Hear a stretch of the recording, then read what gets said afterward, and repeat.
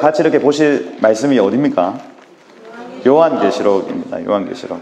왜 요한계시록을 했냐? 본래 1907년도 평양 대부흥 때 가장 많이 말씀 사경에서 나눠졌던 말씀은 요한 1서 말씀입니다. 그래서 그 원산의 하디 선교사님으로부터 시작해가지고 평양의 장대현교회에서 계속 진행되었던 여러 사경회들, 사경회에서 요한 1서 말씀이 계속 풀어지면서, 여러분 요한 1서라는 요 책은 굉장히 중요한 책입니다. 사도 요한이 어떤 책을 썼죠? 제일 처음에 요한복음 썼고요. 그 다음에 요한 1, 2, 3서, 마지막 요한계시록 이렇게 썼죠. 그래서 이 예수님의 초림과 그리고 예수님의 재림, 예수님의 초림을 요한복음으로 썼고 예수님의 재림을 계시로 썼단 말이죠. 그러면 요한 1, 2, 3서는 초림과 재림 사이에 있는 성도들의 삶에 대해서 나타난 것입니다. 그래서 사도 요한이 제자들 중에서 가장 오래 살았죠. 나이가 90이 다 돼가도록 죽지 않고 살아있습니다. 다른 사람들은 베드로는 어떻게 죽었어요? 거꾸로 매달려서 죽었죠. 이 사도 도마는 어떻게 죽었습니까?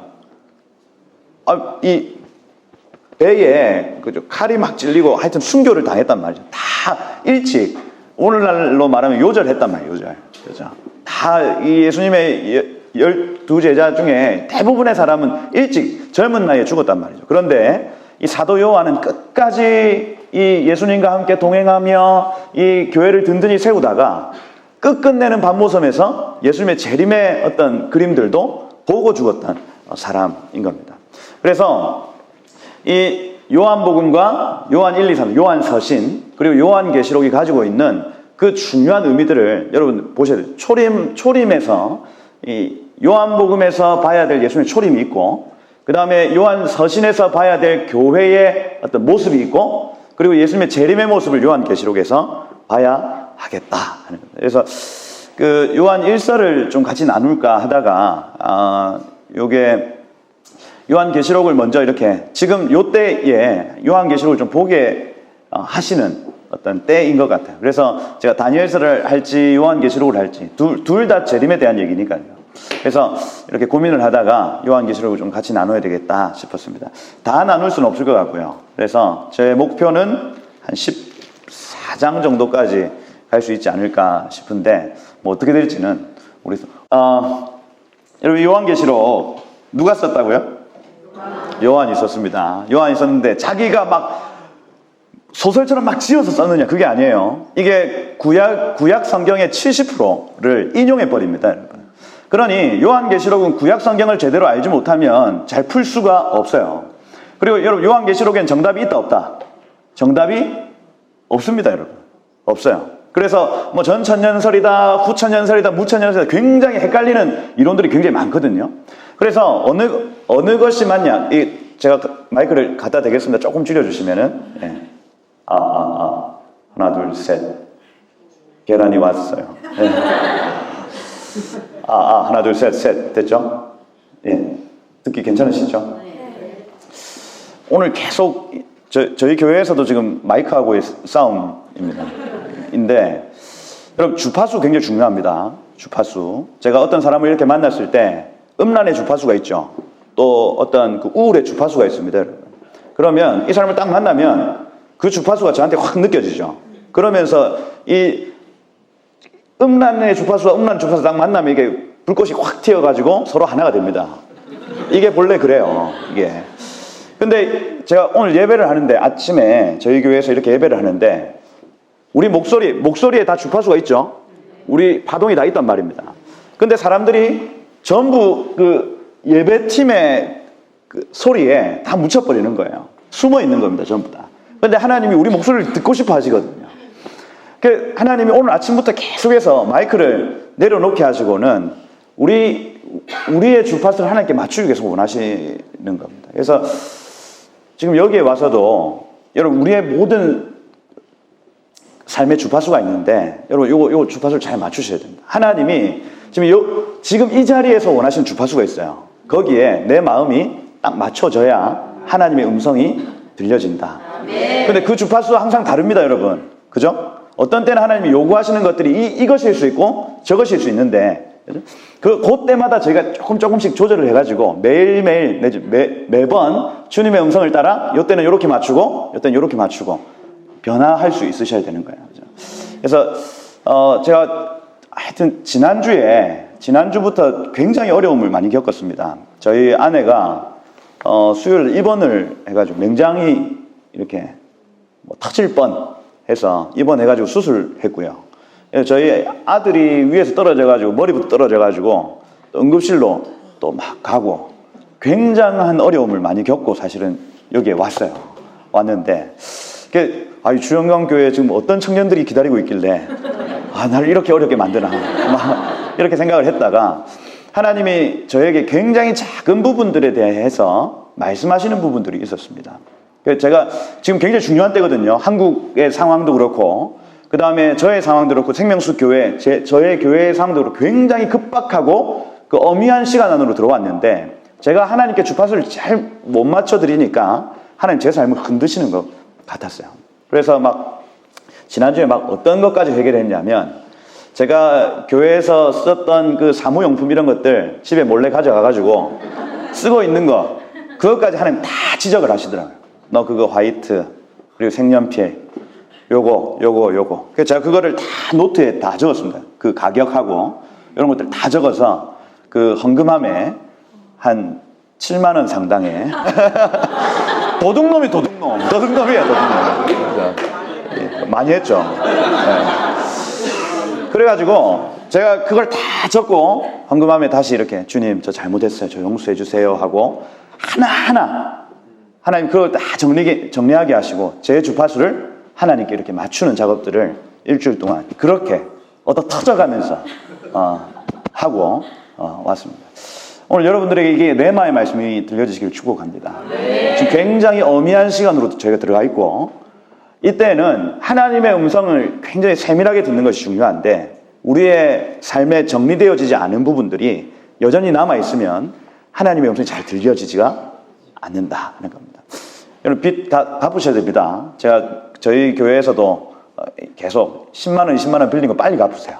빨리 갚으시고 얼마 안 되는 거 좀 그 사람은 기다리고 있습니다. 여러분. 그래서 이런 부분들을 다 정리를 하시고 그죠? 하나님이 복을 주시기에 합당할 만한 삶을 여러분들 그 주파수를 이렇게 준비해 놓으시면은 하나님이 오셔서 우리의 삶에 하나님만이 주실 만한 그죠? 그러한 일들을 허락하신다 하는 겁니다. 주파수 맞추십시다. 저하고 오늘 여러분들도 주파수가 맞아야 됩니다, 여러분. 제가 막 이렇게 얘기하는데 이게 안 맞으면 안 들려요. 그래서 저를 환영해 주시고, 그죠? 발장을 푸시고, 이렇게, 그렇게 해주시면은, 되겠다.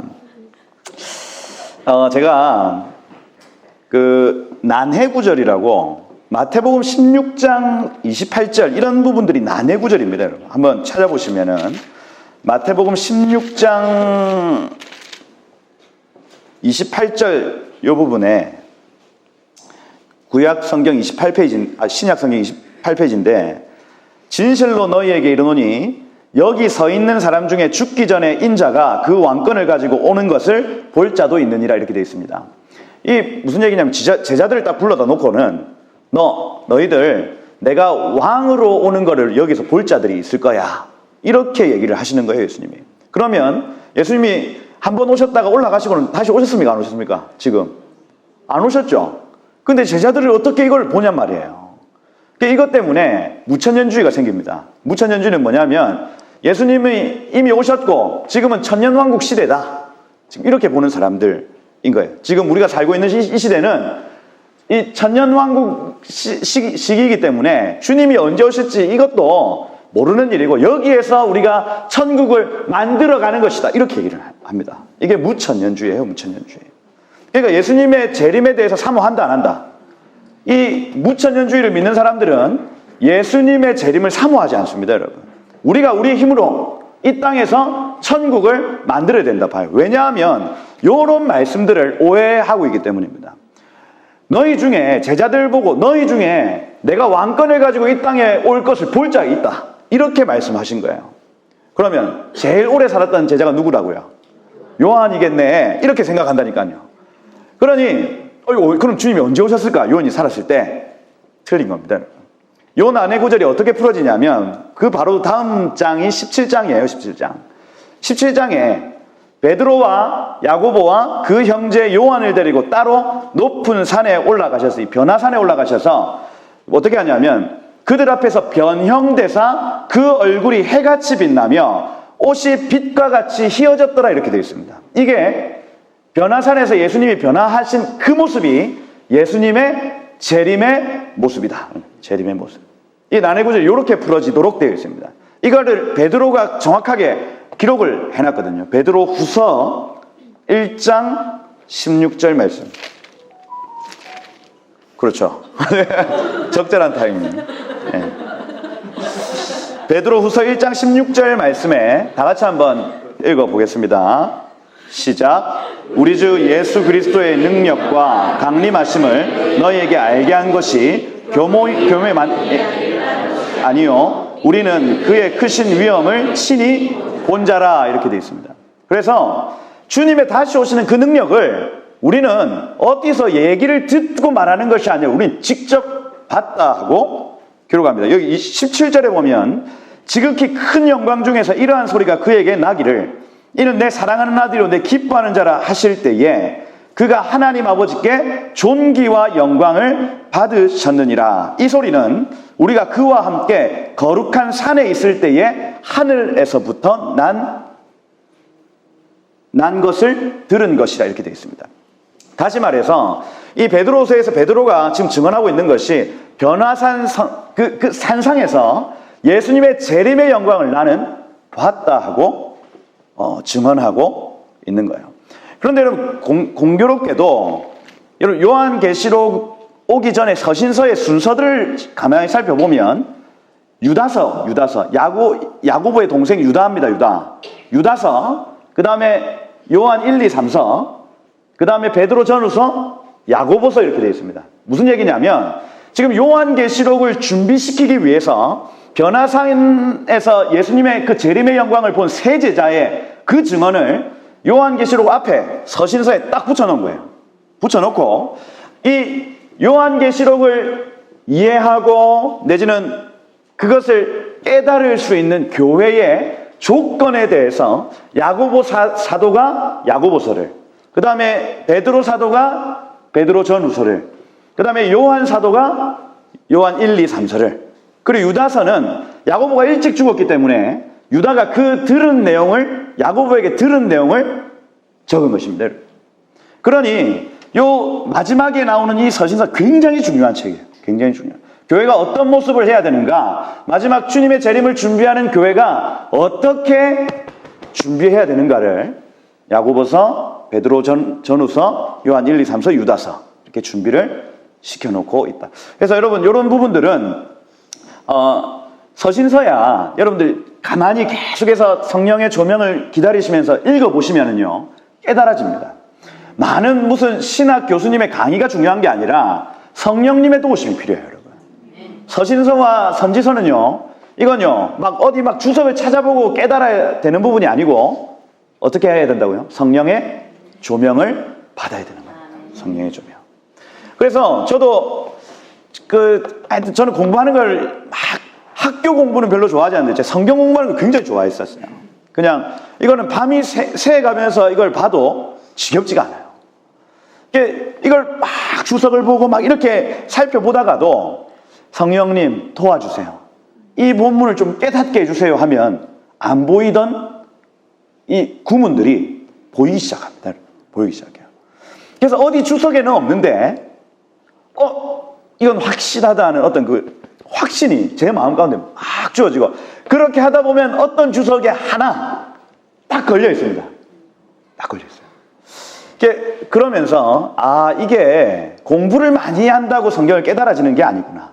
이건 성령께서 가르쳐 주셔야 하는 거구나 하고 보는 겁니다. 그래서 여러분 이 서신서 마지막에 나타나는 이 야고보서부터 시작해서 유다서까지의 이 서신서는 여러분 성령의 조명을 구하시면서 계속해서 읽어 나가 보시면 주제가 굉장히 명쾌하게 드러납니다. 서로 사랑할 것, 그리고 미혹을 조심할 것, 그 다음 거룩한 삶을 살 것, 세 가지로 정리가 됩니다. 마지막 때 이 요한계시록 내지는 주님의 재림을 볼 교회의 조건이 무엇이냐? 서로 사랑하는 교회요, 거룩한 삶, 그죠? 그리고 미혹을 조심할 것, 요 세 가지입니다, 여러분. 그런 조건 뒤에 이제 요한계시록이 보여진다. 그래서 여러분 이 오늘부터 시작되는 계시록 이 강해 가운데 여러분 보여지시는 축복이 있으시길 해요. 그렇죠. 한번 가보시면 1장부터 한번 그냥 쭉 가볼게요. 쭉 가보고 되는 데까지 뭐 어디까지 갈지는 잘 모르겠지만 되는 데까지 그렇게 가보겠습니다. 먼저 좀 배경을 좀 살펴보면 요한계시록은요, AD 90년, 그러니까 네로 황제가 한 60년 정도부터 시작해가지고 통치하다가 죽었거든요. 도미티안이라는 황제가 다스릴 때에 요한이 반모섬에 갇힙니다. 반모섬이라고 막 유배지예요, 유배지. 거기서 막 무슨 하여튼 채광 막 돌을 막 캐고 막 이런 일들을 노가다라고 하나요? 하여튼 그죠? 제가 막 사투리를 써도 이해하셔야 됩니다. 저는 부산 사람이기 때문에. 그래서 하여튼 아침에 일어나서 저녁 때까지는 힘들게 노가다를 하고 들어와서 잠을 자야 되는데 주님이 잠을 재우신다, 안 재우신다? 안 재우시는 겁니다. 미치겠죠? 미치는 겁니다, 요한은. 그렇죠? 그렇죠? 난 좀 자고 싶은데 하나님 계속 뭔가를 보여주시는 거예요. 보여주신다. 그렇죠? 이 도미티안이라는 황제가 왜 이 사람을 이렇게 가둬놨냐?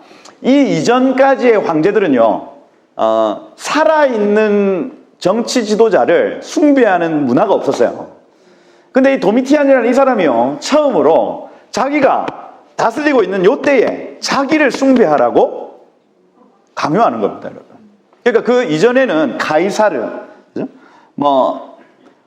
율리어스 가이사르, 아우구스투스 이런 사람들을 이렇게 우상을 만들어 놓고 숭배하게끔 했습니다. 우리로 치면은 지금 안 계신 대통령들 있잖아요. 이승만 대통령, 또 박정희 대통령 죽었으니까 동상을 하나 세워가지고 거기에 그냥 아유 수고하셨습니다 이렇게 하는 것 정도로 이전까지의 황제는 그렇게 했다고요. 그런데 이 도미티안이라는 이 사람은요, 처음으로, 네로도 안 그랬습니다, 여러분. 그 악독한 네로도 자기를 숭배하라고 자기 살아있을 때 그래 안 했는데, 여기 도미티안이요, 자기의 그 형상을 만들어 놓고 숭배하게끔 한 거예요. 그럼 오늘날로 치면은 하여튼 이 도미티안이 우리가 생각할 때는 굉장히 악한 왕일 것 같지만 그 당시에 인기가 어마어마했습니다, 여러분. 문재인 대통령처럼. 그죠? 그러니 이 문재인 대통령도 요새 막 무슨 그 지하철 거기에 생신 축하드립니다, 막 거기다 막 인사하고 막 좋아하고 막 이렇게 하고 있지 않습니까? 그거 비슷하게 했다고요, 비슷하게. 그래서 이런 황제 숭배 시기에, 그죠? 황제의 말을 듣지 않았더니 반모섬으로 유배당하고 또 막 목숨이 위태로워지고 교회가 무너지고 이러는 요때에 요한계시록을 하나님이 요한에게 보여주신 목적이 무엇이냐? 이 땅은 저 지금 살아있는 황제가 다스리는 것 같지만 그 위에 누가 계신다고요? 하나님이 계신다는 것을 알게 하기 위해서입니다. 첫 번째 목적이에요. 첫 번째 목적. 그래서 AD 90년에 하나님이 이 말씀을 우리 가운데 주신 이유 무엇이냐? 이 땅을 저 세상 왕이 다스리는 것 같지만 아니다. 그 위에 하나님이 계시고 하나님이 통치하신다. 이것을 교회에게 알려주기 위해서이다. 여러분 오늘날도 마찬가지입니다. 여러분. 트럼프가 대단합니다. 또 문재인 대통령 어떻게 합니까? 하여튼 머리가 대가리가 깨어져도 문재인 이렇게 막 하는데 다 틀렸어요. 다 틀렸어요. 세상의 정치에 소망이 없습니다, 여러분. 하나님이 우리의 소망이시죠. 하나님. 이것을 가르쳐주기 위해서 그렇다. 황제 숭배 시기에. 이 당시에 초대교회 상황, 이제 교회의 정체성을 상실하죠. 요 2장, 3장에 보시면 압니다. 교회가 교회된 본질을 상실하고, 그죠? 이런 상황들로 지금 가고 있는 상황인 겁니다. 그리고 물질적 부유함, 2장, 3장을 보면요. 교회의 물질적인 충만한 부유함이 찾아왔을 때에 이 신앙이 조금 시들시들되어지는 부분들이 분명히 여기 지금 나타나고 있는 거예요. 그래서 물질적 부유함이 신앙을 앞선다 하는 개념을 가집니다. 그때에, 이때에, 나중에 여러분 계시록 18장 이런 데 보면요. 바벨론 성이 멸망합니다.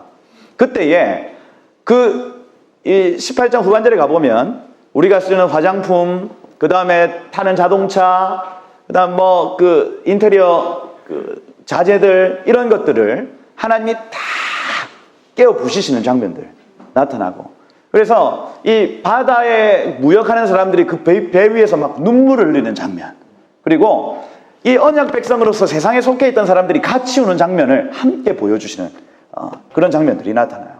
그죠? 하나님이 우리에게 물질적인 부를 주십니다, 여러분. 그런데 그것이 우리가 믿는 신앙보다 앞서면 된다, 안 된다? 안 된다. 그러면 이 마지막 때 성도들이 넘어질 수 있다는 거예요. 나중에 바벨론성이 멸망할 때에 같이 울 수 있다는 겁니다. 그죠? 바벨론성 멸망할 때 우리는 박수 쳐야죠. 그죠? 할렐루야. 드디어 이 나라, 이 온 세상이 멸망하고 주의 나라 오리라. 박수 치는 겁니다. 박수. 초대교회적 상황이 그렇다. 그래서 요한계시록은 황제 숭배 시기에 기록되었다. 요한을 통해서 하나님이 이 교회에게 위로를 주시기 위해서, 또 어떤 하나님이 다스리신다 하는 어떤 그 선언을 주시기 위해서 주었다. 근데 여러분, 요 목적을 상실하면 이게 하여튼 본질을 흐리는 거예요. 요한계시록은 무엇을 위해 주셨어요? 위로를 위해서 주셨다고요.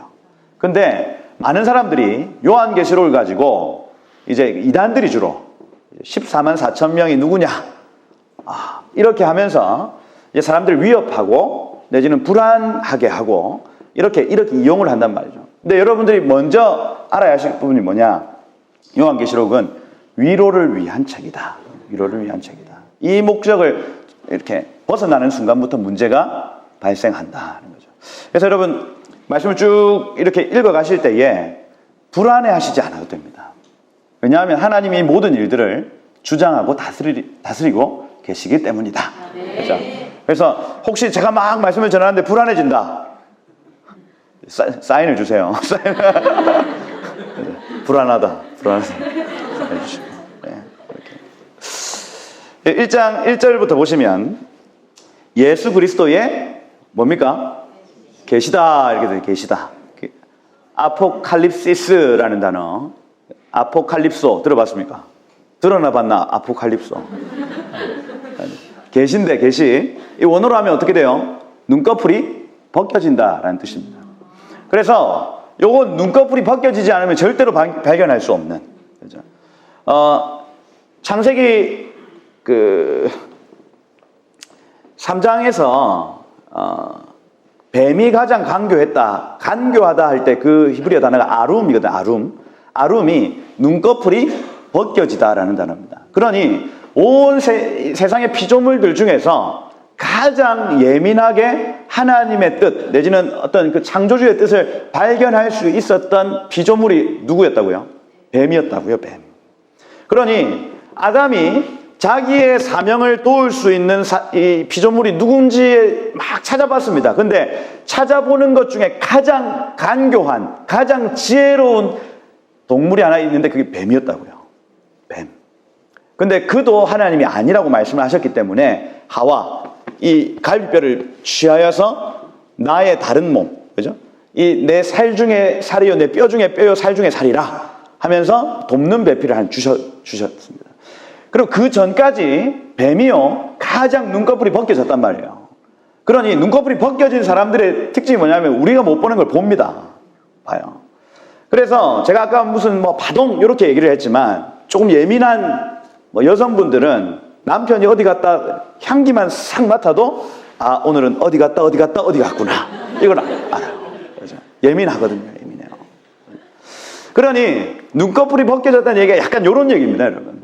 하나님이 은혜를 베푸시고 내지는 계속해서 하나님의 임재와 영광 가운데 노출된 사람에게 하나님이 계시를 허락하시는 개념이에요. 눈꺼풀을 벗겨주시는 개념입니다. 여러분, 계시가 있으시기를 축복합니다. 똑같은 말씀을 보고 똑같은 찬양을 불러도 이 눈꺼풀이 벗겨진 자와 벗겨지지 않은 자 큰 차이가 있습니다. 요한은 이 계시를 이제 보기 시작해요. 그 전까지는 이 변화산에서 봤던 이 하나님의 예수 그리스도의 이 재림을 막 깊이 깨닫지는 못해. 그냥 우와 영광스럽다. 이런 어마어마한 이 오실 왕의 영광을 내가 보다니 요 정도였는데 그 영광을 이제 하나하나 더 세밀하게 계시로서 보기 시작하더라. 그리고 이건 예수 그리스도의 계시입니다, 여러분. 예수님의 계시예요. 그렇죠? 이건요, 하나님이 그에게 주사 이렇게 되어 있습니다. 하나님은 계시를 주시는 분이십니다. 그리고 예수 그리스도에 대한 계시, 요걸요, 여러분 히브리어에서 말씀이라는 요 단어가 토라라고 하고 따바르라고 하고 뭐 미시파트 이렇게 표현하기도 하고 뭐 미츠와 이렇게 표현을 합니다. 그런데 호크라는 표현이 있어요. 호크. 이걸 이제 한글 성경에서는 영원한 규례 뭐 이렇게 표현을 합니다. 영원한 규례는 붉은 암송아지 규례라 해가지고 성벽이 이렇게 있으면 성벽의 성문 앞에 붉은 암송아지의 재를 갖다 놔요. 그 잿물을 갖다 놓는단 말이에요. 그래서 시체를 들고 나가서 장사를 하고 돌아오는 사람들이 그 붉은 암송아지의 재를 찍고 들어오는 겁니다. 이걸 호크라고 표현해요. 호크. 영원한 규례다. 변하지 않는 규례다. 이렇게 표현합니다. 왜 그렇게 해요? 몰라요. 모릅니다. 대부분의 호크, 또 호크가 뭐냐면 절기입니다. 절기. 여호와의 절기 있지 않습니까? 유월절, 그 다음에 오순절, 초막절 이런 것들을 지키라. 이건 너희가 지킬 영원한 규례니라 하는데 절기를 왜 지킵니까? 모릅니다. 몰라요. 그거 왜 지켜야 되는데요? 모르겠다니까요. 그런데 하나님이 호크라고 정해놓으신 이 부분이 어떤 영역을 지금 가르치고 있냐면 예수 그리스도입니다. 여러분. 그래서 유대인들은 이런 호크에 대해서 예수님에 대해서 모릅니다. 몰라요. 제가 실제로 만나봤는데 그때 드보라 여사 처음 만났을 때 이런저런 얘기들을 좀 나눴었어요. 저희 생명수교회 그때는 설 목사님 안 계셨을 때 저도 모를 때 오셔가지고 그때는 저희도 모르고 막 불렀어요. 불렀는데 그때 막 이런저런 얘기를 하면서 제가 여태까지 이해했던 성경에 대해서 막 물어보니까 아무것도 모르시는 거예요. 내가 틀렸는가 보다. 유대인이 잘 모르네. 이렇게. 근데 이 호크에 대해서 깊이 생각을, 유월절을 왜 그렇게 지키는지, 어린 양을 왜 먹는지, 쓴 나물을 왜 먹는지, 이것이 어떤 의미인지, 아피코난을 이렇게 잘라가지고 왜 감축을 찾으려고 하는지 모르는 겁니다. 메시아에 대해서. 우리는 여러분 빵 3개가 있어요. 그 중에 가운데 빵을 떼서 잘랐어요. 그리고 하나를 숨겼어요. 찾는 이 아이한테 그 선물을 줘요. 자, 하나, 둘, 셋 중에 가운데 걸 잘랐다. 이 무슨 의미입니까, 여러분? 예수님의 순환. 그죠? 여러분, 맞자 생긴 게 딱 줄 쳐져 있죠? 보셨습니까? 맞자 먹어보셨어요, 여러분? 맞자 이스라엘 갔다 오시면 많이 사와가지고 한번 보세요. 거기 그을려 있습니다. 불을 지난 흔적. 그 다음에 이렇게 줄이 쳐져 있습니다. 채찍으로 맞은 흔적. 그죠? 그러니까 이 맞자라는 요게 그냥 단순히 만들어지는 게 아니라 다 예수님을 예표하고 있는 겁니다, 여러분. 그 가운데 거 잘라가지고 하나 감췄다. 예수님이 십자가 고난당하시고 그 살을 찾는 아이에게 오순절에 선물을 줍니다. 그죠? 선물을 그 자리에서 바로 안 주죠. 오순절날 줘요. 이게 다 의미가 있는 겁니다, 여러분. 의미가 다 근데 유대인들이 이걸 잘 몰라요.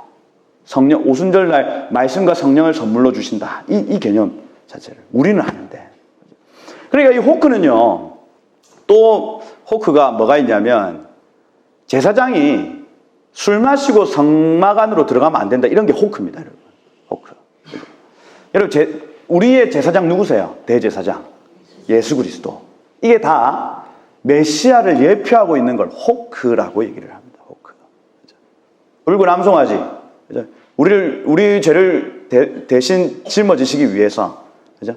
고난을 당하신, 불을 지나신 그 제물 대신 예수 그리스도를 나타내고 있다. 그의 그 죄를 몸에 바르면, 우리가 그를 의지하면 우리는 씻김 받고 그 성 안으로 들어갈 수 있다. 이렇게 개념을 가지는 겁니다. 호크라는 개념이 그래요.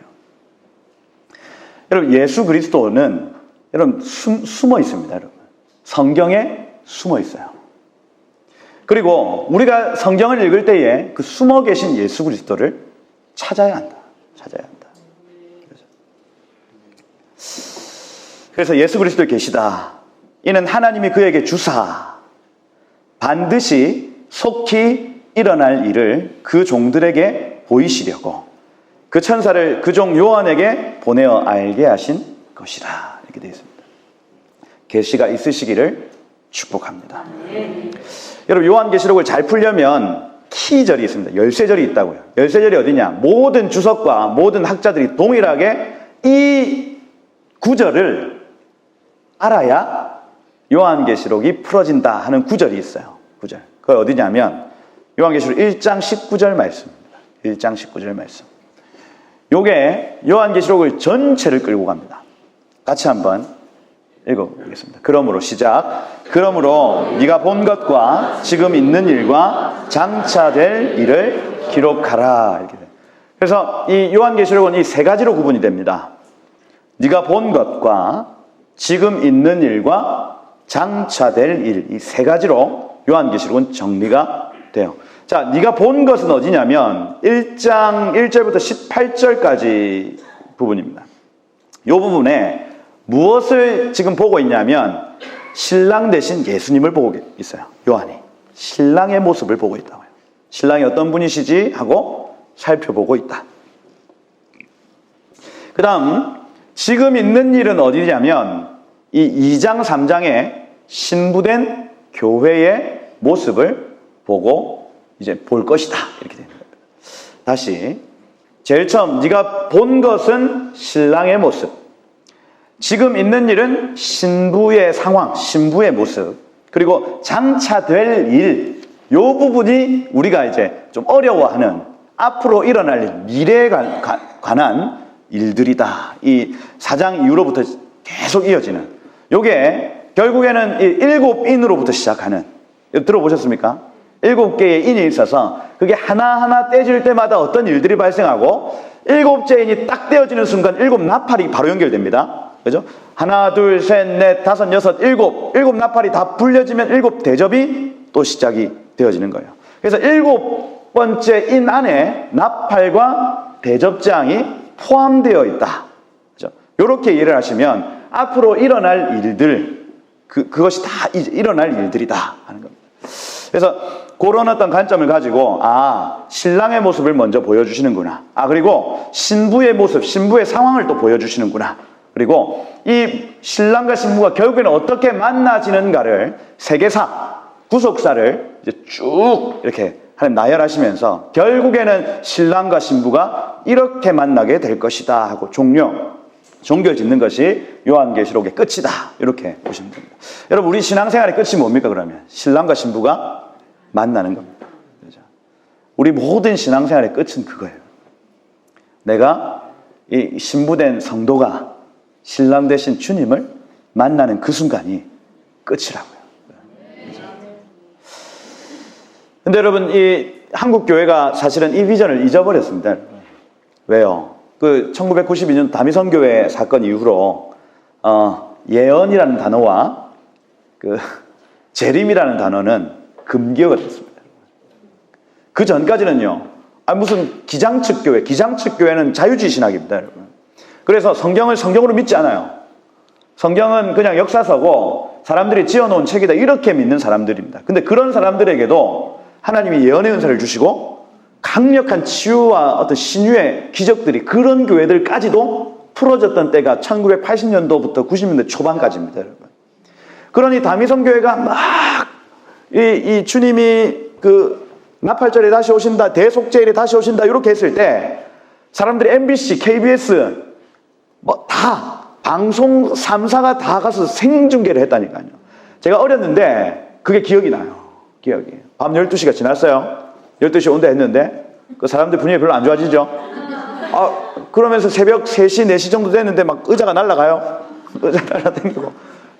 제가 굉장히 어린 나이였는데도 그게 약간 충격적으로 사실 봤던 장면입니다. 그 이후로 성령사역이라든지 예언이라든지 또 이 재림, 주님의 다시 오심, 뭐 신부 이런 표현들이요. 완전히 한국 교회에서 씨가 말라버립니다. 다 이단. 근데 여러분, 우리 신앙생활의 끝이 어디냐면 주님의 다시 오심과 신부의 준비예요. 신부의 준비. 요걸 잃어버리면요, 배가 산으로 갑니다. 교회가 산으로 간다니까요. 산으로. 그래서 하나님이 요한계시록 지금 네가 본 것, 그리고 지금 있는 일, 장차 될 일, 이 세 가지로 우리에게 말씀을 하시더라. 그러면 네가 본 것부터 우리가 한번 쭉 살펴보는 겁니다. 신랑의 모습은 어떠한가에 대해서 한번 살펴보고 가겠습니다. 여기 2절에 보면 요한은 하나님의 말씀과 예수 그리스도의 증거, 곧 자기가 본 것을 다 증언하였느니라. 내가 본 건 내가 지금 여기 다 적는다. 너네 잘 들어봐야 돼. 이 예언의 말씀을 읽는 자 할 때, 이 읽는 자는 그 당시에 여러분 AD 90년까지만 해도 회당에서 그리스도인들이 모임을 했었죠. 그래서 회당 문화 안에서 읽는 자, 낭독하는, 예수님도 회당에 가셔서 청소년 시기에 한번 올라가서 이제 낭독하시는 장면들, 이런 부분들을 여러분 생각하셔야 될 겁니다. 이것을 읽어주는 자. 그래서 이 사도 요한이 이 예언의 말씀을 기록하고 그 당시 회당 문화에서 이것을 읽어주는 자가 복되다, 이렇게 먼저 얘기를 합니다. 이 예언의 말씀을 읽어주는 자, 그리고 듣는 자, 기록한 것을 지키는 자는 복이 있나니 때가 가까웁니다, 이렇게 하는 거예요. 오늘날도 마찬가지입니다. 이 말씀을 읽어주는 자가 복되고, 이 말씀을 듣는 자가 복되고, 그리고 이 읽고 듣는 자들이 지키는 것이 복되다. 알아야 되는 겁니다. 요한계시록은 반드시 알아야 됩니다. 세상 역사가 어떻게 맞춰지고 구속사가 어떻게 완성되는지를 우리에게 가르쳐주는 책이기 때문에 여러분, 이건 꼼꼼하게 보시고 아셔야 하는 책이다 하는 겁니다. 이 요한은 4절에 보니까 아시아에 있는 몇 교회요? 7교회. 왜 7교회? 아시아에 7개밖에 교회가 없었습니까? 아니죠. 바벨론에 있는 교회도 있고요, 예루살렘 교회도 있고요,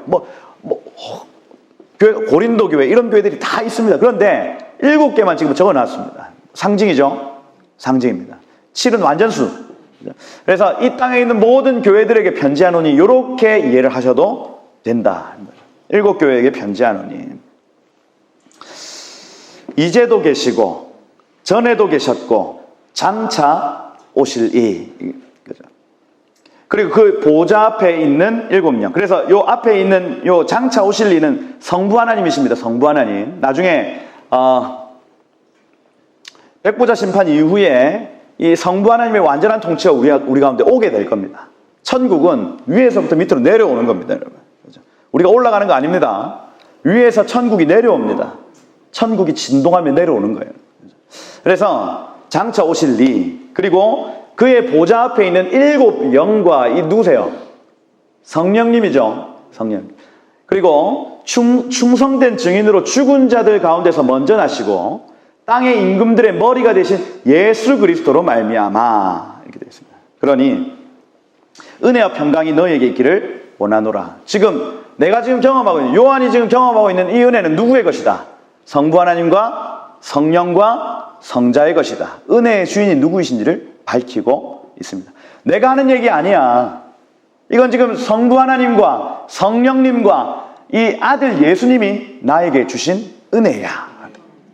여러분들에게 은혜와 평강이 있기를 축복합니다. 이건 제가 주는 은혜와 평강이 아닌 삼위 하나님께서 은혜의 평강의 주인 되시기 때문이다. 그 얘기를 하고 있어요. 우리를 사랑하사 그의 피로 우리 죄에서 우리를 해방하시고, 할렐루야. 여러분들이 예수님의 초림 사건을 통해서 지금 누리고 계시는 은혜입니다. 우리를 죄에서 해방하셨다. 여러분, 이 땅에 있는 모든 주파수 중에 가장 탁월한 주파수가 있습니다. 예수님의 보혈이에요. 여러분, 그래서 하나님이 이 땅을 다스리실 때 말씀으로 통치하시죠. 그죠? 이 파동 아닙니까? 소리. 여호와의 소리입니다, 여러분. 그래서 우리가 예수님의 보혈, 눈에 보이지 않습니다. 그런데 우리의 소리가 발하여질 때 이 파동과 파장, 이 보혈의 파동과 파장이 가장 완전하고 가장 플러스 최고의 에너지를 가진 파동이라고요. 파동. 예수님의 보혈을 믿으십니까? 주의 보혈 능력이 또다. 주의 피 믿으오. 이거를요 그냥 아무 생각 없이 하다가 갑자기 이게 믿어지는 순간이 있어요. 예수님의 보혈? 그죠? 그러니까 이게 믿음으로 저의 마음과 예수님의 그 파동이 만난 겁니다, 여러분. 그러는 순간, 어떤 순간인지 모르겠는데 이게 확 변화가 나타나기 시작해요. 믿음으로 하시길 축복해요. 예수님의 보혈. 예수께서 초림 때에 우리 가운데 베풀어 놓으시는 은혜입니다, 여러분. 이미 베풀어 놓으셨습니다. 이걸 믿음으로 반응하는 사람. 그런데 우리가 늘 습관을 쫓아, 내일 종교적으로 예수님의 보혈을 계속 그냥 이렇게 하다 보니까 이 감각을 잃어버려요. 이것이 얼마나 크고 강력한 에너지가 있는지를 잊어버린다. 그래서 가끔씩 저 같은 사람들이 나와가지고 이걸 인지시켜줘야 돼요.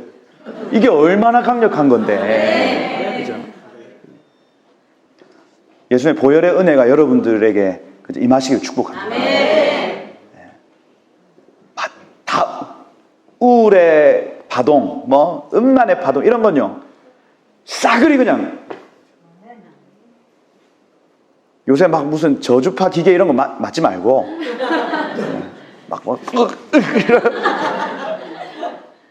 예수님의 보혈입니다.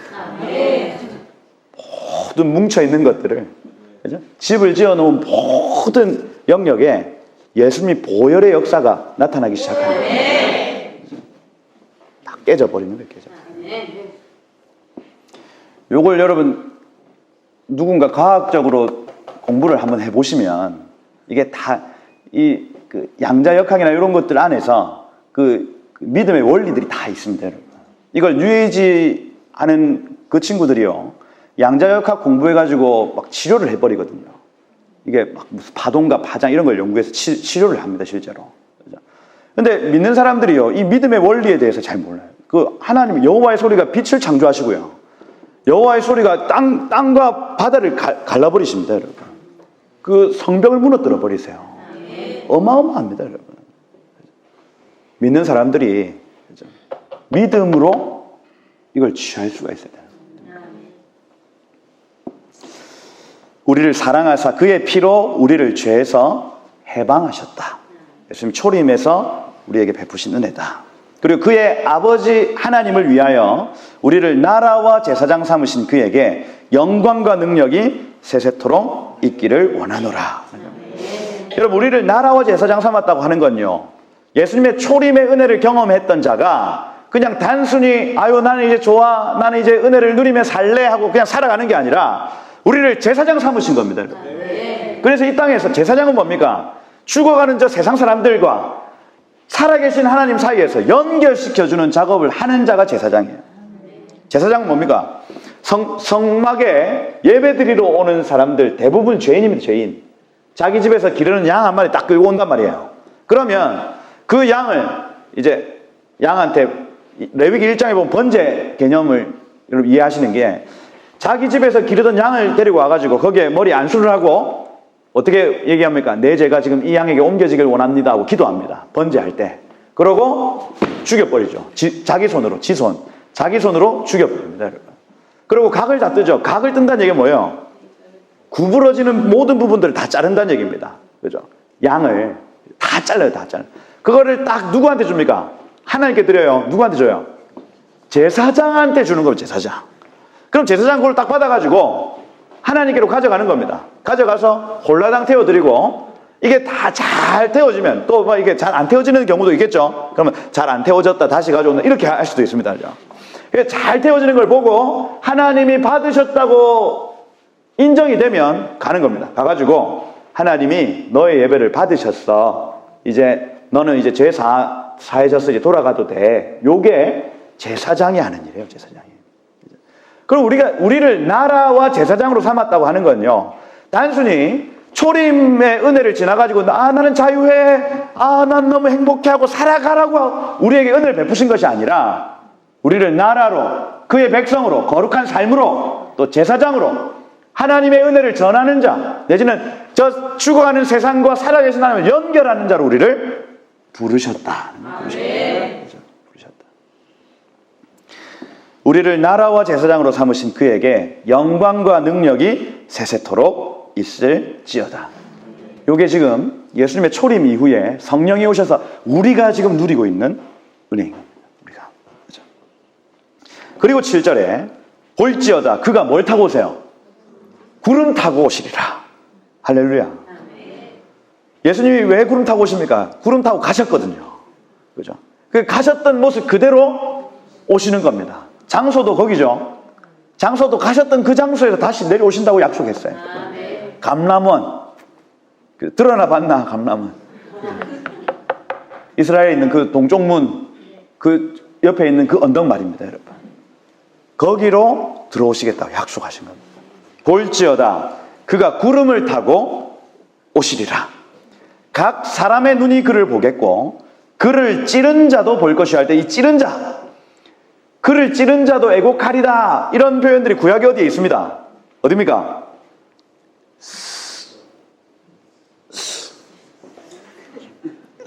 스가랴서 끝에 가보면 예수님의 재림에 대해서 스가랴가 본 환상이 있거든요. 그 환상에서 자기를, 이 메시아를 찌른 자들이 이 회개하고 애곡하는 역사가 나타날 것이다. 왜요? 온 세상 열방에 있는 나라들이요, 이 유대인들을 공격하기 시작하고 그들을 핍박하기 시작하는데 호산나 다윗의 자손 이후를 구원하소서 하는 그 부르심에 하나님이 응답으로 지지를 막 주세요. 그때에 그 찌른 자, 예수님을 찌른 자 누굽니까? 유대인들입니다. 유대인들. 예수님을 죽인 사람들 말입니다. 여러분, 가톨릭 교회가 유대인들을 왜 핍박했습니까? 예수님을 죽여서 그렇죠. 그죠?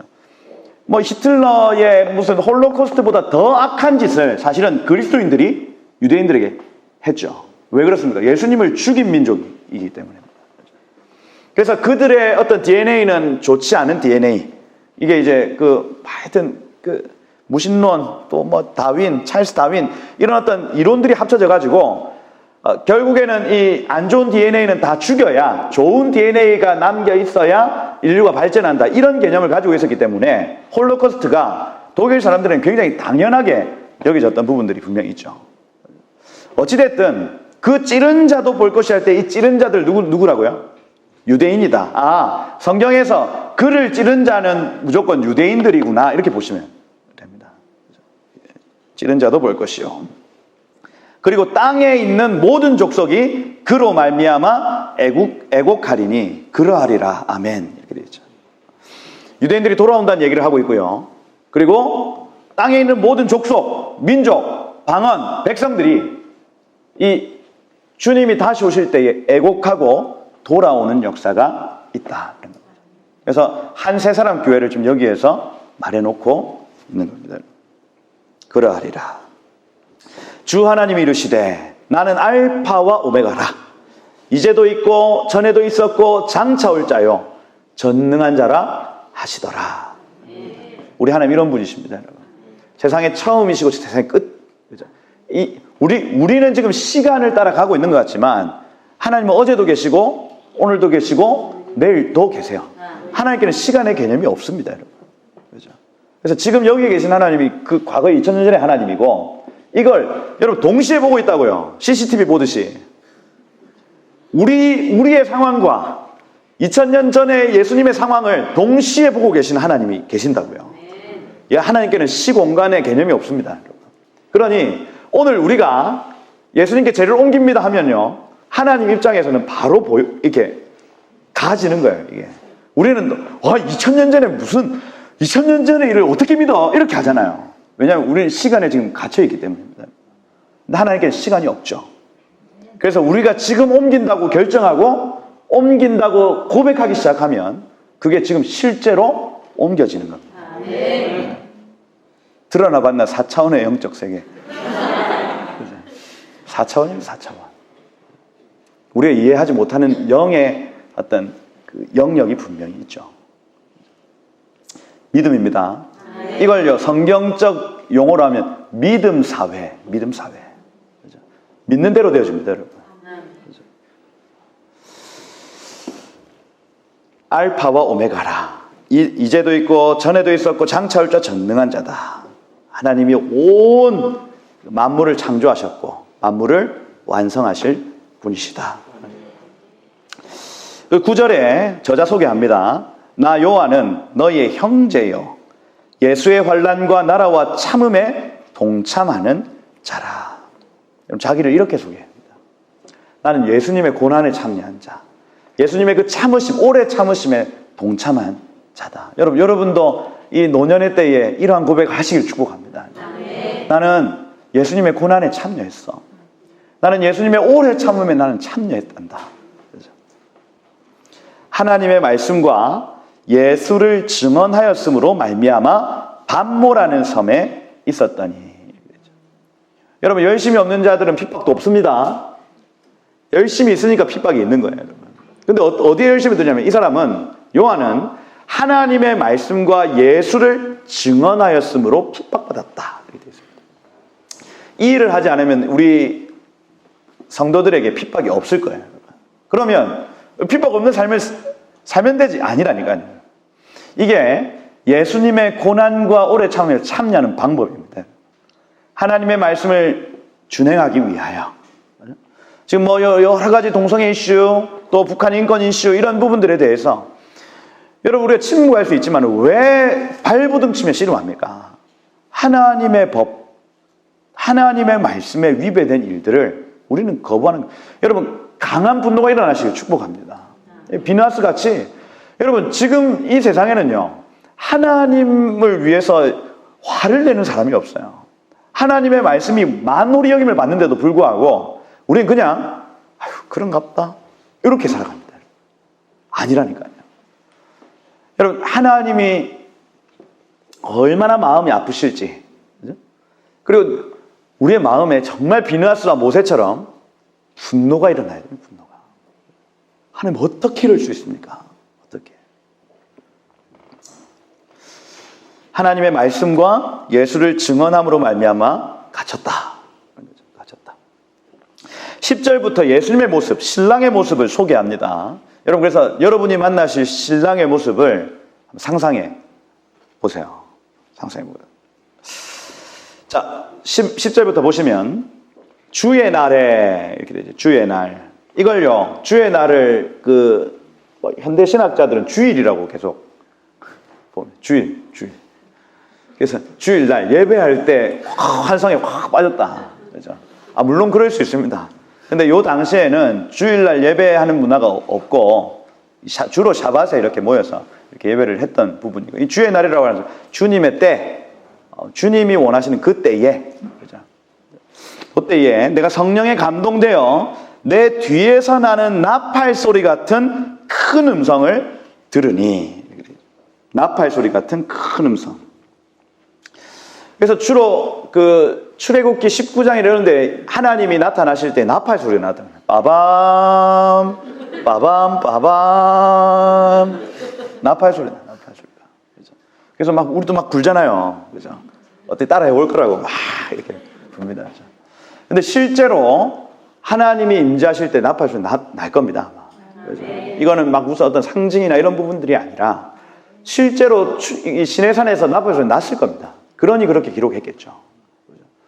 여기서도 나팔 소리 같은 큰 음성이 분명히 났을 것이다. 뒤에서 나는. 그죠? 꼭 영화 속의 주인공은 뒤에서 나타나죠.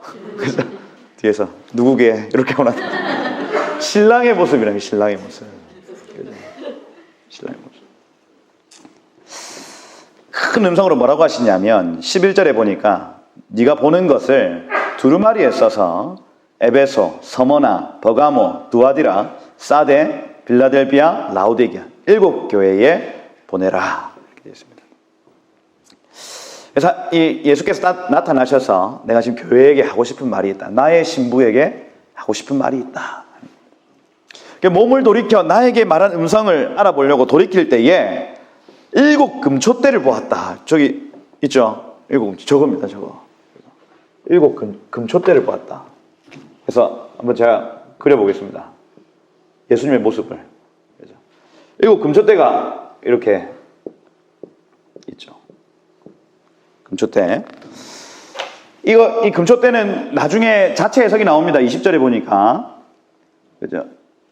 내가 본 것은 내 오른손에 7 별의 비밀과 또 7 금촛대라. 7 별은 7 교회의 사제. 7 촛대는 뭡니까? 7 교회다. 그래서 성소에 있는 이 메노라는 뭐 여러 가지 해석들이 있지만 이거는 성경 자체 해석으로 하면은 교회입니다. 교회. 그래서 성경에서 반드시 발견해야 되는 부분들, 특별히 그 시편 119편이나 뭐 예레미야애가 이런 부분들을 알파벳 이합체시라고, 알파벳 알렙, 베이트, 김멜, 달렛 이렇게 해서 알렙 한 줄, 베이트 한 줄 이렇게 해서 쭉쭉 그 알파벳 순서대로 기록한 시들이 있습니다. 이런 시를 제가 가만히 살펴보니까 신랑을 가르치든지 신부를 가리키든지 둘 중에 하나예요. 그래서 성막 안에 있는 기구들 역시 마찬가지입니다, 여러분. 성막 안에 있는 여러 가지 기구들도 이것이 교회를 나타내든지 신랑 대신 예수님을 나타내는 둘 중에 하나의 어떤 그 역할들을 상징으로 두고 있는 것이다. 그래서 분향단 같은 경우에는 이게 성도들의 기도거든요. 교회의 기도를 의미하는 것이다. 여기 지금 금촛대 같은 경우에도 교회, 꺼지지 않는, 여기 지금 샤케드 나무라고, 아몬드, 그 살구나무라고 우리 한글 성경에는 돼 있을 겁니다. 샤케드 나무입니다. 샤케드. 샤케드 꽃이 여기 피어 있어요. 그 제일 끝에 가보면, 와, 여기는 잘 안 나와 있는데, 하여튼, 제대로 이스라엘에 있는 제대로 만들어진 그 메노라에 가보시면 꽃 문양이 이렇게 있습니다. 끝에. 그게 이제 샤케드라고, 아몬드 트리라고 표현하고, 살구나무라고 표현을 하는. 우리로 치면 오얏리. 그죠? 그래서 살구나무로 표현되는. 이게요, 겨울에 꽃을 핍니다. 그러니까 나무들 중에서 가장 먼저 꽃을 피우고, 성경에서 겨울은 환란을 뜻하고, 환란의 때에 교회가 기도의 불을 꺼뜨리지 아니하면 꽃을 피우고 열매를 맺게 한다. 이 뜻을 가지고 있는 겁니다. 그러니까 성전의 불이 꺼지면 됩니까? 안 됩니까? 안 된다. 안 된다. 날마다 이 하나님의 성전, 하나님의 교회는 불을 지피고 있어야 된다. 이 개념을 지금 이 7 금촛대가 가르쳐주고 있다. 7 금촛대가 있는데 이 사이를 계속해서 왔다 갔다 다니시는 분이 한 분 계신데 그분이 누구시냐? 신랑 대신 그리스도다 하는 겁니다. 예수님의 첫 번째 특징, 7 금촛대를 왔다 갔다 다니시면서 이 금촛대가 잘 있는지, 불은 꺼지지 않는지 계속해서 위로 보고 아래로 보고, 위로 보고 아래로 보고 하는 겁니다.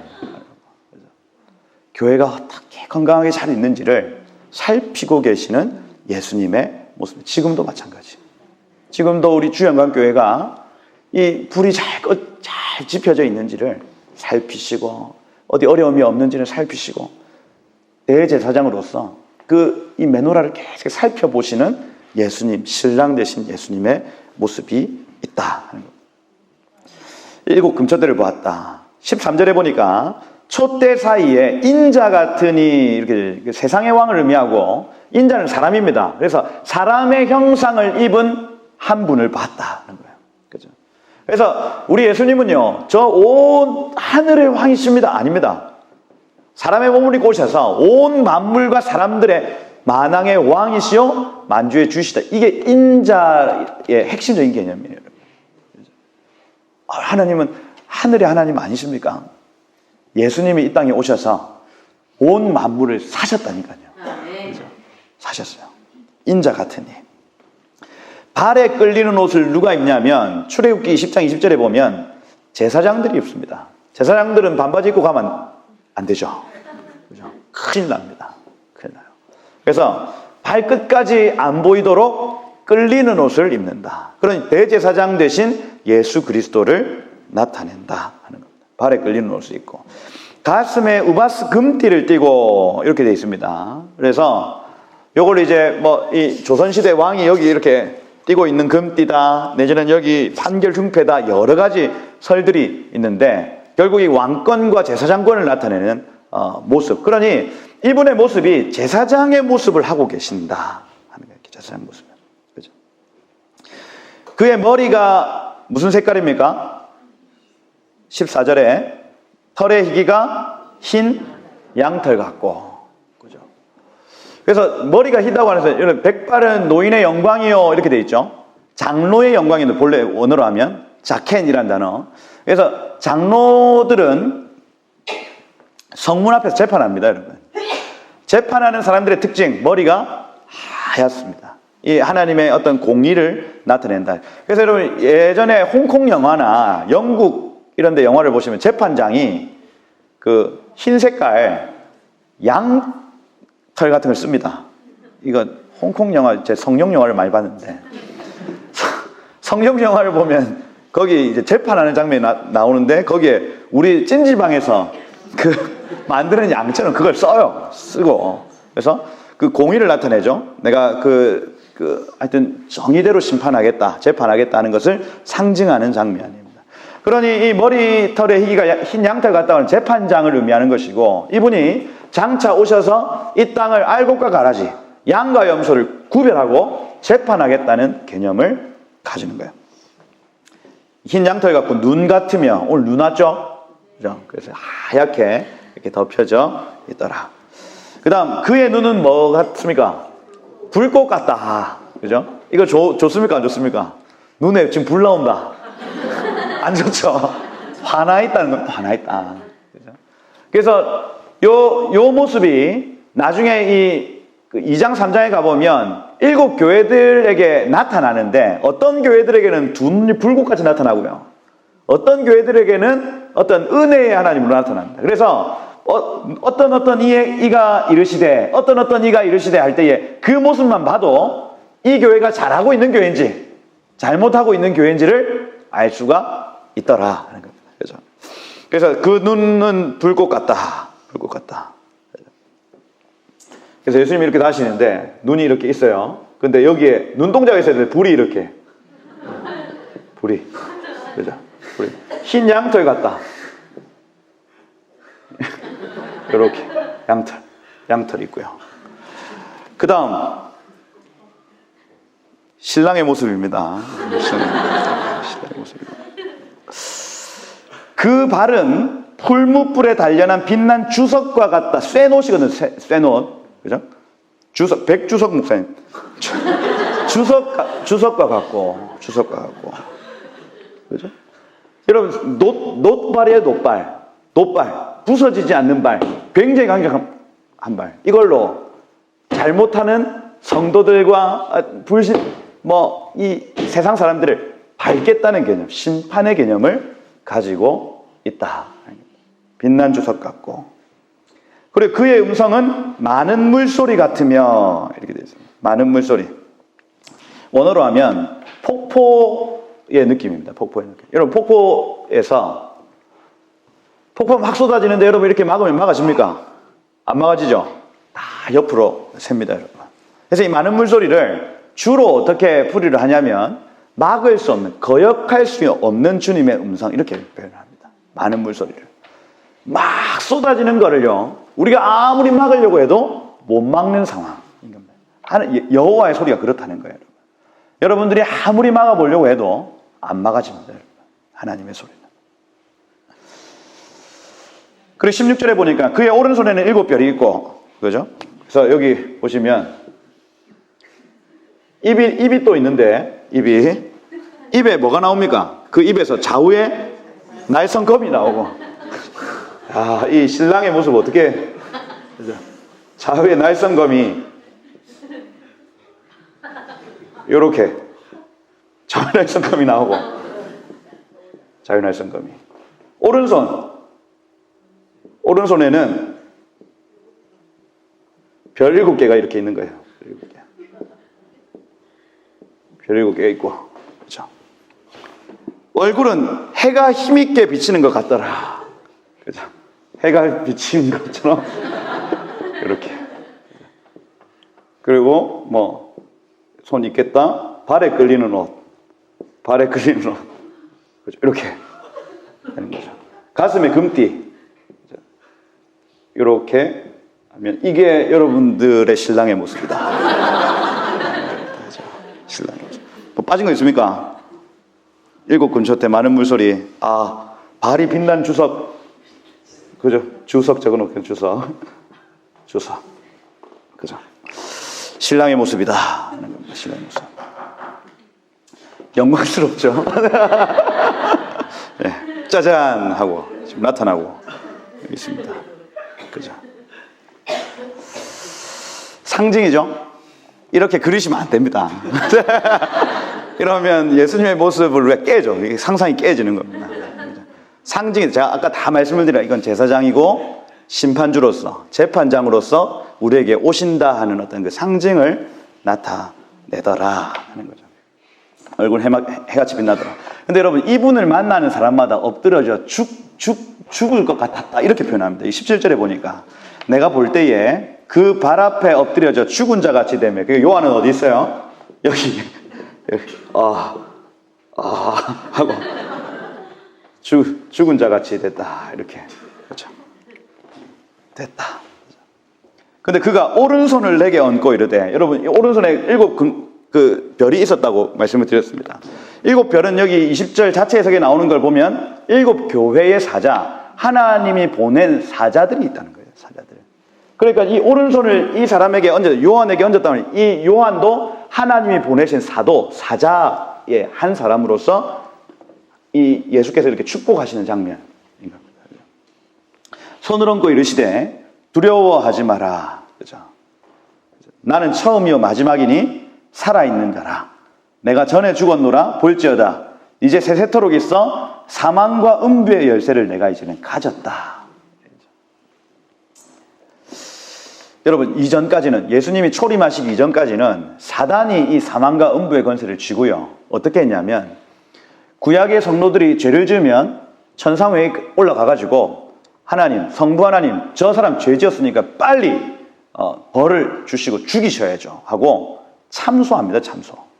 근데 그냥 참소하지 않고 이 사단이 하는 일은요, 계속해서 미혹해가지고 걸려 넘어지면 그걸 딱 가지고 천상회에 올라가가지고 요구하는 겁니다. 정죄하고. 그죠? 이게 이 주님이 오시기 전까지 사단이 했던 짓이에요. 근데 나중에 이 요한계시록 12장에 가보면 사단이 쫓겨나는 장면이 등장하거든요. 예수께서 오셔서 이 땅 가운데서 여자가 아이를 배서 잉태하려고 할 때 사단이 그걸 막 집어삼키려는 장면들. 근데 삼키지 못하고 아이가 태어나서 다시 아이가 하늘로 올라가는 장면들. 하늘로 올라갔을 때 미가엘의 군대가 이 천사의 3분의 1을 완전히 잡아가지고 땅에 쳐 박는 장면들. 이 모든 장면들이 예수님의 초림의 장면들이에요. 그래서 사단이 사망과 음부의 열쇠를 가졌다는 얘기가 맞습니다. 본래. 왜요? 계속해서 성부 하나님은 공의의 하나님이시기 때문에 우리가 죄를 지으면, 구약 성도가 죄를 지으면 이 사망과 저주를 할 수밖에 없습니다. 재판장이시기 때문에. 그래서 구약 성도들이 이 미혹 때문에 넘어져가지고 죄를 지으면 그 자리 즉시 터지는 역사가 구약 성경의 역사예요. 근데 예수께서 이 사망과 음부의 열쇠를 되찾아오셨습니다. 자신의 죽으심으로. 그래서 사단이 이제는 땅으로 3분의 1, 그 천사들과 함께 3분의 1이 쫓겨나서 이걸 이제 루시퍼가 됐다, 이렇게 표현을 하거든요. 루시퍼가 자기 졸개들하고 같이 내려온 것들이 귀신. 그죠? 지금 우리 이 땅 가운데 역사하는 더러운 것들, 그죠? 잠것들, 그죠? 더러운 것들. 이것들이요, 하나님 앞에 가서 정죄 못합니다. 이제 쫓겨났기 때문이에요. 못 들어갑니다. 천상회의에.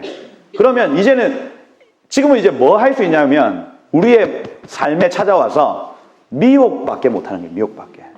계속해서 걸려 넘어지게 만들고, 이걸 어디다 하나님께 정죄하고 이게 재판을 못 거니까 어디다 정죄를 하냐면 우리 마음속에 정죄를 걸어요. 네가 그러고도 목사냐? 네가 그러고도 전도사냐? 네가 그러고도 집사냐? 잡사냐? 막 정죄합니다. 정죄해요. 정죄. 그러면 마음이 양심적인 사람들은요 넘어갑니다. 내가 그래 잡사지. 넘어가요. 그래서 나는 예배할 가치도 없는 나는 정말 이렇게 넘어간다니까요. 여러분 예수님이 이 모든 사망과 음부의 권세를 되찾아오셨어요. 우리가 넘어지고 자빠지면요 여전히 성부 하나님은 사망과 저주를 선포하십니다. 그런데 그 중간에 누가 계신다고요? 예수님 중보자가 계십니다. 우리를 위해서 한 중보자 서신 겁니다, 여러분. 그래서 저주를 발하려고 하실 때에 우리가 예수님의 보혈을 의지하고 예수님의 십자가를 의지하기만 하면 그 자리에서 예수님이 중보자로 딱 서시는 겁니다. 정지, 주님, 아버지, 잠시만요. 저 딸이 지금 회개하고 있습니다. 저주를 멈춰주세요. 그러면 그 자리에서 멈춰지는 겁니다. 성도가 왜 막 죄를 어지간히 많이 지었잖아요. 근데 바로바로 안 터지죠? 왜 그렇습니까? 예수님의 중보가 있어서 그래요. 근데 계속 죄를 짓는데 여러분 이게 해결이 안 된다. 터지죠? 터질 날이 옵니다, 여러분. 여러분 전문용어로 여호와의 날이라 그래요. 여호와의 날. 여호와의 날이 온다니까요, 여러분. 계속해서 반복되는 죄가 있는데 이걸 십자가로 안 넘기고 또 이 은혜로 넘기지 않으면요 어느 순간 터질 날이 옵니다, 여러분. 터질 날. 그래서 사망과 음부의 열쇠를 주님이 가져가셨다는 얘기가 맞습니다, 여러분. 초림 이후에 이 모든 사망과 음부의 권세는 천국 열쇠를 교회에게 주시고 사망과 음부의 열쇠를 그분이 가지고 계십니다. 내가 본 것은 내 오른손에 7별의 비밀과 7 금촛대라. 7별은 7교회 사자요 7 촛대는 7 교회니라. 이렇게 되어 있죠. 하나님이 교회와 하나님의 종들을 붙들고 계시는 겁니다. 붙들고 계신다. 붙들고 계신다. 교회가 망할 것 같죠? 안 망합니다. 아무리 쥐고 흔들어도 교회는 망하지 않습니다. 왜요? 주님이 붙들고 계시는데 온 만물의 주인이신 그분이 교회를 붙들고 계시니까요. 제가 작년에 저희 교회 성령사역 하면서 고신교단에서 쫓겨났습니다. 쫓겨나면서 굉장히 힘들었죠. 저는 젊은데 아직 앞길이 창창한데 그냥 쫓아내는 것도 아니고 면직을 시키는 거예요. 면직을. 그래가지고 그걸 신문에 확 내고요. 그래가지고 온 전국에 저를 아는 모든 지인들이 연락이 다 오는 겁니다. 무슨 짓을 했냐 너. 야 이건 너무 억울하다. 하여튼 억울한 게 한두 가지가 아니에요. 재판장에 한 번도 가본 적도 없고 그냥 뒤에서 본인들끼리 쫙 해가지고 쫙 해서 쫙 이렇게 하신 거예요. 한 번도 무슨 항소의 기회나 이런 게 전혀 없는 불법이죠, 불법. 그죠? 그래가지고 제가 너무 힘들어가지고 막 이렇게 어떡하지? 교회의 성도들이 막 나가기 시작하고요. 교회가 진짜 막 어려워지는 것 같은 겁니다. 마음이 막 무너지고. 근데 그때에 하나님 요한계시록을 막 보게 하시는 거예요. 근데 이런 본문들 속에서 제가 지금 상황이 눈에 보이기보다 말씀이 믿어지기 시작하는 거예요. 이게 신기합니다, 여러분. 상황은 똑같아요. 면직당한 것도 똑같고 막 사람들이 전화한 것도 똑같습니다. 제 마음이 바뀌는 거예요.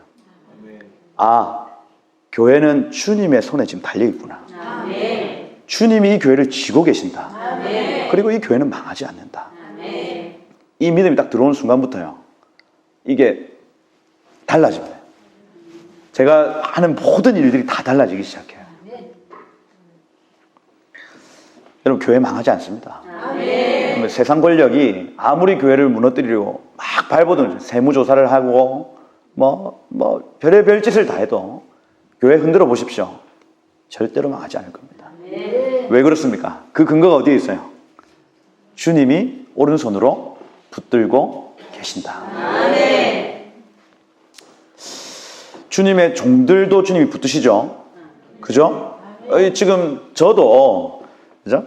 제가 주님이 붙들지 아니하시면 저도 한 일주일 안에 사고치고 넘어질 놈입니다. 제가 알아요.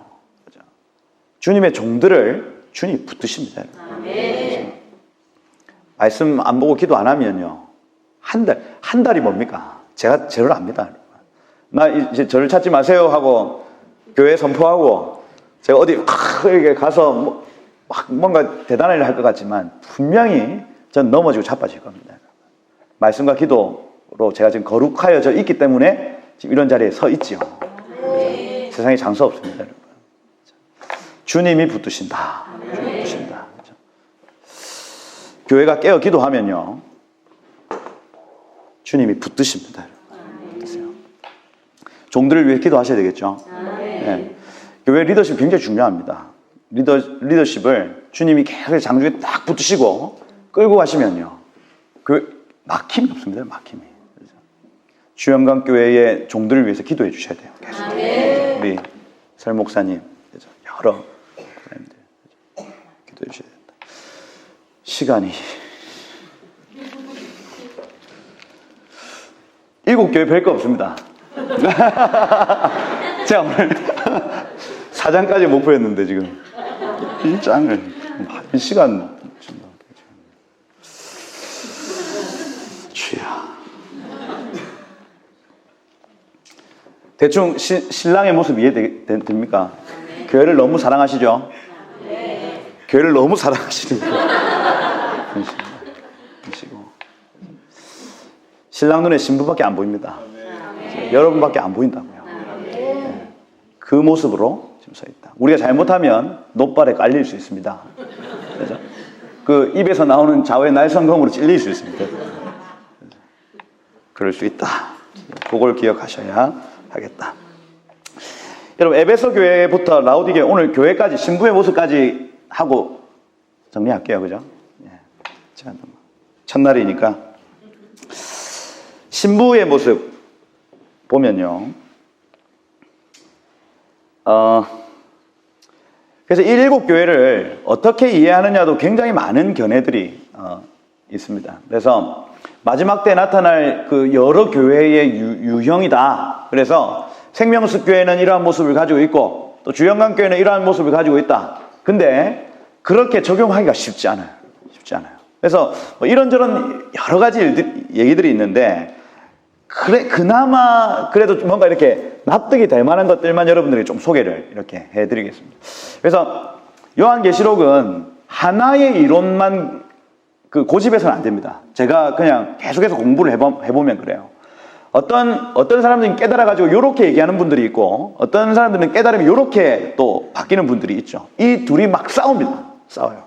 근데 성도들은 어떻게 해야 되냐면 이 모든 걸 알고 있어야 됩니다. 모든 걸. 그래서 과연 그러한가 하고 계속해서 모든 걸 이해하고 있는 상태에서 이걸 요렇게도 보기도 하고 요렇게도 보기도 하고 이렇게 하셔야 하는 겁니다. 그래서 정답이 있다 없다? 없다. 모든 걸 알아야 된다. 왜냐하면 이건요, 주님밖에 모르는. 주님, 휴거가 있습니까? 없습니까? 이러면 있다고 믿는 분들이 있고 없다. 휴거가 없으면 환란을 통과해야 되는 거거든요. 환란. 그죠? 그래서 조금 믿음이 강하신 분들, 난 순교해도 괜찮다. 이런 분들은요, 휴거는 무슨 휴거 임마 이러면서 남자 통과하는 거지. 이렇게 하는 겁니다. 그죠? 저는 주로 그과 휴거 괜찮다. 이 환란 그냥 통과하는 거다. 이렇게 보는 그룹. 다른 분들은 휴거 되기를 원해요. 내가 사모해요. 이런 분들이 또 있습니다. 심약하신 분들. 그래서 휴거가 필요하신 분들은 그렇게 또 믿습니다. 그 두 개 중에 뭐가 맞냐? 환란을 통과하는 교회가 맞냐? 휴거하는 교회가 맞냐? 그죠? 그거는 아무도 모릅니다. 아무도 몰라요. 그래서 저는 주로 저의 성향상 환란을 통과하는 교회다. 그래서 그 환란을 통과하게끔 성도들을 훈련시켜야 된다. 왜요? 누가 휴거될지는 아무도 모른다 이거든요. 내 옆에서 같이 맷돌 갈다가 한 놈은 가고 한 놈은 있대요. 내가 어떤 놈이 될지는 몰라. 그런 우연에 우리의 삶을 맡기지 말고 우리는 이미 환란을 준비해 놓는 겁니다. 환란을 지날 준비를 해놓다가 휴거가 되면 할렐루야. 이게 탁월한 방법이라니까, 이게. 그죠? 하여튼, 정답은 없는데, 더 나은 길을 제가 가르쳐 드린다. 그죠? 그렇다. 하는 겁니다.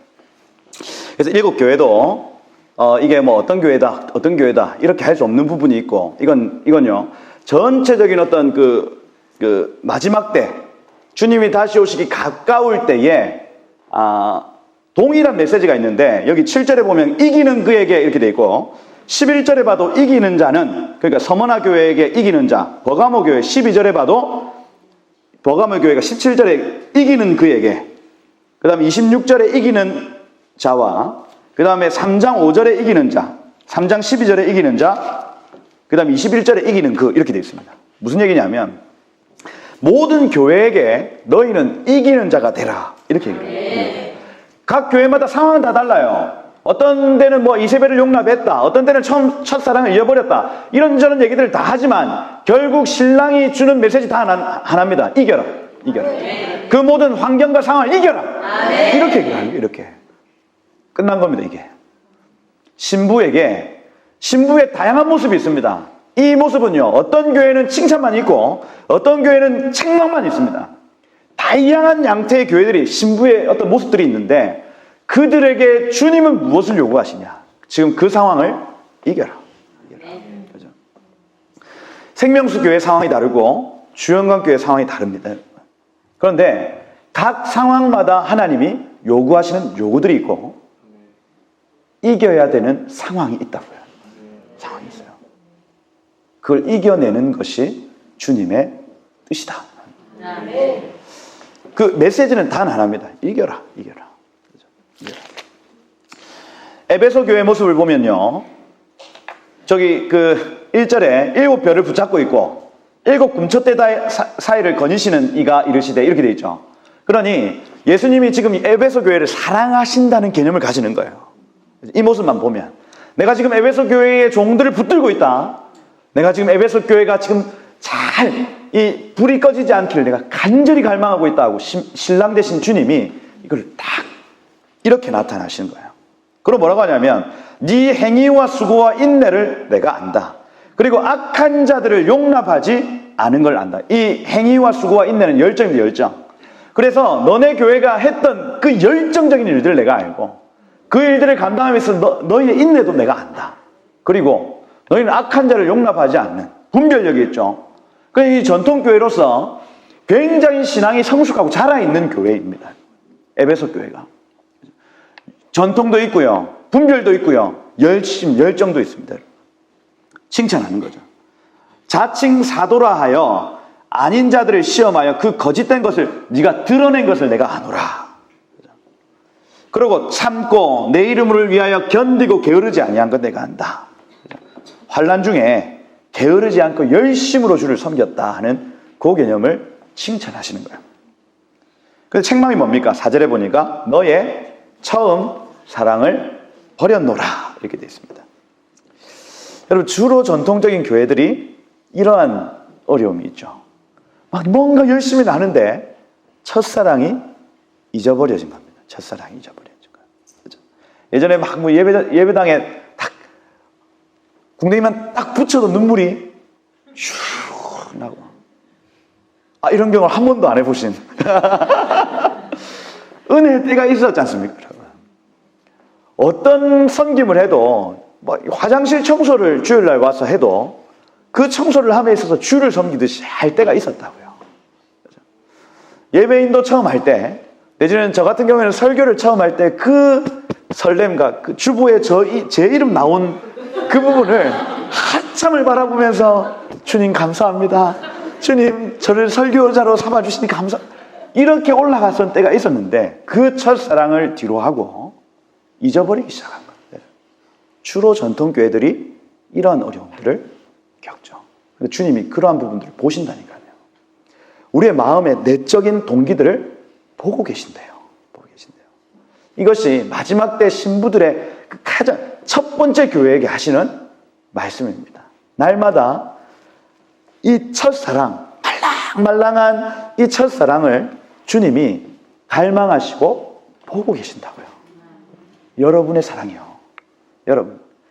여러분의 그 섬김 안에 그 사랑이 가득하시길 축복합니다. 그죠? 식당 봉사 하나를 하더라도, 그죠? 주를 향한 사랑으로 막 끓어오르는 사랑으로 하나하나를 섬겨 드리는 것. 주님이 원하시는 마지막 때 교회의 모습인 겁니다. 그죠? 어떤 때는 일이 많아가지고요. 막 저도 설교를 한 주에 막 5개, 6개 할 때가 있었거든요. 그때는요, 정신없이 막 그냥 설교 준비를 막 할 시간도 막 많이 없고요. 어떻게 합니까? 그냥 막 때우죠. 그냥 막 시간이 되면 올라가서 말씀을 읽고 막 와 하고 내려오는 겁니다. 감사, 감동, 감화 없이 떼어버리는 겁니다. 날마다 우리 마음을 첫사랑 말랑말랑 습관을 쫓아 아니라 종교적으로 아니라 사랑으로, 주님을 향한 사랑으로.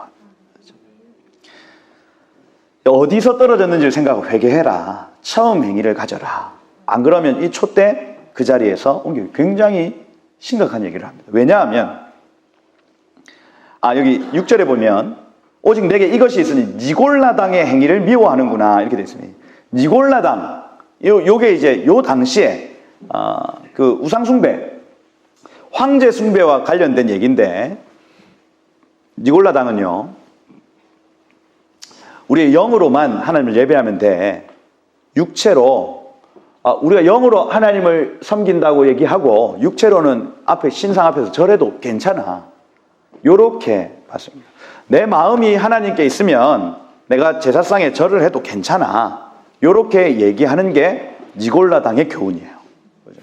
그러니 우리 당시에 그 일제시대 당시에 한국 교회 안에서도 이런 교훈들이 쫙 퍼졌었습니다. 그래서 동방요배라고 들어보셨습니까? 동방요배. 동쪽을 향해서, 어디가 동쪽입니까? 여기서. 하여튼 저기 천황이 있는 그 교도? 하여튼 동쪽을 향해서 예배 시간 전에 다 같이 일어나서 동쪽을 향해서 다 같이 이렇게 절하고 예배를 시작하는 거예요. 한국 교회가. 근데 이거에 대해서 이건 우상숭배다. 이 천황을 숭배하는 건 우상숭배다 하고 저항했던 그룹이 있고, 이것은 국민의례다 이렇게 하는 그룹이 있었습니다. 거의 90%가 국민의례로 봤죠. 그리고 그 미소기바라이라고 그 해수욕장에서 천황의 이름으로 세례를 받는 장면들을 목사님들이, 그래서 내 마음만 하나님을 섬기면 됐지, 이 교회를 지켜내고 이 교회당을 지켜내고 우리 성도들을 지켜내는 게 더 중요해. 그래서 내 마음이 하나님께 떳떳하면 내가 이 앞에 절을 해도 돼 하는 것이 요 니골라당의 교훈과 같은 개념입니다. 그래서 우리의 영만 하나님을 섬기면 되고 육은 괜찮아 이렇게 하는 교훈이 니골라당의 교훈이다. 근데 에베소 교회가 이걸 분별하고 미워했다라고 기록하죠. 미워했다. 나도 이것을 미워하노라. 여러분, 우리의 영과 혼과 육은 하나입니다. 여러분의 육체와 여러분의 혼, 여러분의 영은 연결되어 있어요. 육체가 엎어지면 혼과 영이 따라가도록 되어 있습니다, 여러분. 이게 어쩔 수 없이 그렇게 되도록 되어 있죠. 그렇죠? 그래서 해버리면 거기서부터 미혹이 시작돼 버리는 겁니다, 여러분. 미혹이. 그래서 마지막 때 이 미혹을 분별하는 게 굉장히 중요합니다. 중요하고, 지금 동성애 같은 경우에도 여러 가지 다른 어떤 이론들로 교묘하게 바꿔놓습니다, 여러분. 그래서 그 사람들이 느끼는 사랑이 주님이 주신 것 아니냐, 이런 말들로 시작해가지고 별의별 얘기들. 사도 요한이 예수님을 사랑하는 그 사랑은 뭐냐, 이런 얘기들 막 합니다. 막 무릎 위에 누웠다는 얘기는 뭐냐, 어쩌자는 거예요, 어쩌자는 거예요. 그렇죠? 예수님이 그럼 동성애자는 거예요? 말도 안 되는 얘기. 그렇게 하면서 이걸 계속해서 유화시키는 거죠. 괜찮은 거야, 괜찮은 거야, 괜찮은 거야 하는 겁니다. 니골라당의 행위를 예수님은 미워하신다. 미워하신다. 그렇죠? 그래서 이 에베소 교회가 칭찬받고 이 책망받은 부분이 처음 사랑을 버렸다 하는 부분입니다. 서머나 교회는요, 예수님이 나타나실 때에 죽었다가 살아나신 이렇게 표현합니다. 환난을 통과하신 분의 모습으로 나타나요. 그러면 기본적인 전제가 이러하다면 예수님이 그런 모습으로 나타나면 서머나 교회가 환란을 통과한 교회다라고 인식할 수가 있죠. 보시면 9절에 보시면 네 환란과 궁핍을 안다. 실상은 네가 부요한 자다. 이렇게 얘기하죠. 자칭 유대인이다 하는 자들의 비방도 알거니와 실상은 유대인이 아니라 사탄의 회당이라 이렇게 얘기해요. 이 당시에 크리스천들이 유대인의 한 종파로 오해받았죠. 유대교의 한 종파. 그래가지고 유대인들이 굉장히 싫어했습니다. 왜요? 자기들이 죽인 예수님, 그 나사렛 예수를 메시아라고 얘기를 하니까 유대인들은 엄청 싫은 거죠. 그러니 이 어떤 황제 숭배로 인한 환난과 핍박보다 훨씬 더 큰 핍박이 유대인들에게서부터 핍박을 받는 구조가 있었다는 거야. 있었다. 말씀도 알고요. 그죠? 어마어마한 유업이 있는 그들이 이 교회를 핍박했다 하는 장면인 겁니다. 그죠? 그 10절에 장차 받을 고난 두려워하지 마라. 왜요? 예수님이 죽었다가 살아나신 이로 나타나셨으니까요. 괜찮다. 나 그 환난과 고난을 내가 통과했다. 나는 그 환난과 고난을 통과한 자다. 하고 말씀하시는 거예요. 그리고 죽도록 충성해라. 그리하면 내가 생명의 면류관을 내게 주리라. 귀 있는 자는 성령이 교회에게 하시는 말씀을 들을지어다. 이기는 자는 둘째 사망의 해를 받지 아니하리라. 둘째 사망은 이 불과 유황의 못이죠. 그죠? 둘째 사망의 해를 받지 않을 것이다. 그렇게 되어 있습니다. 그래서 이 서머나 교회는 환난과 고난을 통과하는 교회. 제가 이걸요 조금 더 이렇게 급진적으로 해석하는 그룹은요. 여기 에베소 교회를 AD 1세기의 초대교회로 보고 사도들이 살았을 때의 교회. 그러니 이 사람들의 그 말미에 가서는 처음 사랑을 잊어버렸던 어떤 상황들이 나왔겠구나 이렇게 인식을 할 수가 있고, 그 다음에 이 서머나 교회 같은 경우는 2세기 이후에 핍박 구조로 가는 어떤 그 교회, 교부시대 이렇게 표현을 합니다. 그래서 이게 어떤 그 시대적으로 쭉 흘러가는 어떤 흐름 안에서 그 세 번째 교회가 버가모 교회거든요. 버가모 교회. 이거는 AD 313년에 콘스탄틴 황제 이후에 배도하는 교회로서의 그 버가모 교회를 나타낸다. 이렇게 표현하는 그룹들도 있다 하는 겁니다. 그래서 14절에 보면 발람의 교훈을 지키는 자들도 있도다. 이렇게 되죠. 발람의 교훈. 발람이 어떻게 했습니까?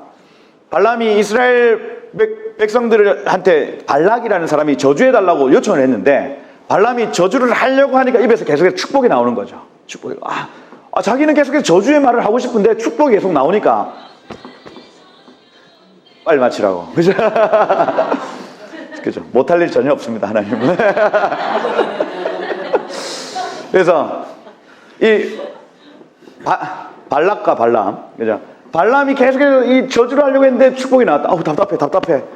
니 왜 계속 축복하냐? 발락이 막 조인트를 까고 막 이렇게 하죠. 나도 내 입이 내 마음대로 지금 되어지지 않고 있어. 요렇게 하다가, 그죠?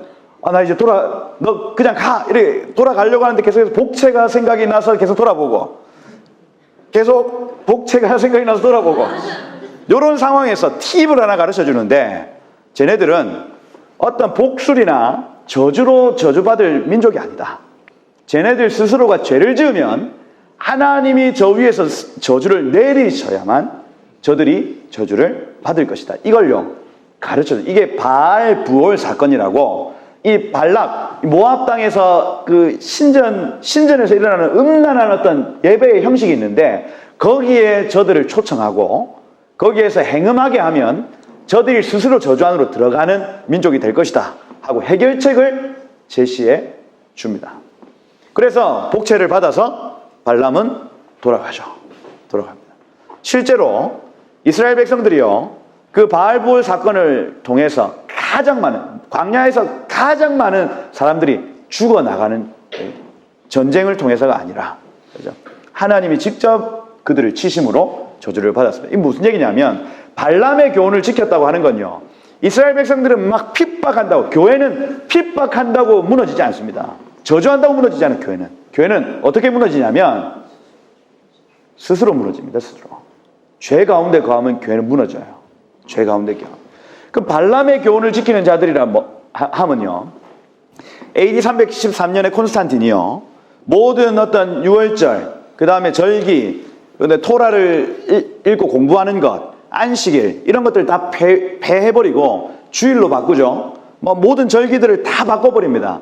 그 다음에 뭐 성경을 라틴어로 읽게 만들고, 그 다음에 그 초대교회의 어떤 그 성도의 문화를 평신도와 직분자로 나누는 일들까지도 콘스탄틴 이후로 이렇게 굉장히 교회가 부유해지고 조직화되는 것 같았지만 이것이 어떤 이 교회를 무너뜨리는 데 결정적인 역할을 하게 되는 유혹인 겁니다. 유혹. 그래서 모든 목사님들, 성직자들은요 다 공무원들이었어요. 공무원. 5급 공무원. 우리가 그토록 갈망하는 5급 공무원. 그래서 막 이 국가에서 세금으로 사례를 주네. 사례를. 그죠? 그러면서 교회가 부유해지고 그 중세교회가 선교를 멈추게 되는 결정적인 이유가 거기에서 나타납니다. 생명력을 잃어버리죠. 유대인들을 핍박하기 시작합니다. 다 연결되어 있어요. 발람의 교훈이라고 하는 건요, 핍박과 어떤 어려움이 아니라 그 유혹에 넘어가는 것입니다. 유혹에 넘어가는 것. 잘해줄게. 우리 교회를 이렇게 잘 이렇게 해줄게 하는 그 유혹에 넘어가는 발람의 교훈. 이걸 이제 니골라당의 교훈 이렇게 표현을 하는 겁니다. 아까 그죠? 타협해도 돼. 괜찮아. 하는 거예요. 그죠? 회개해라.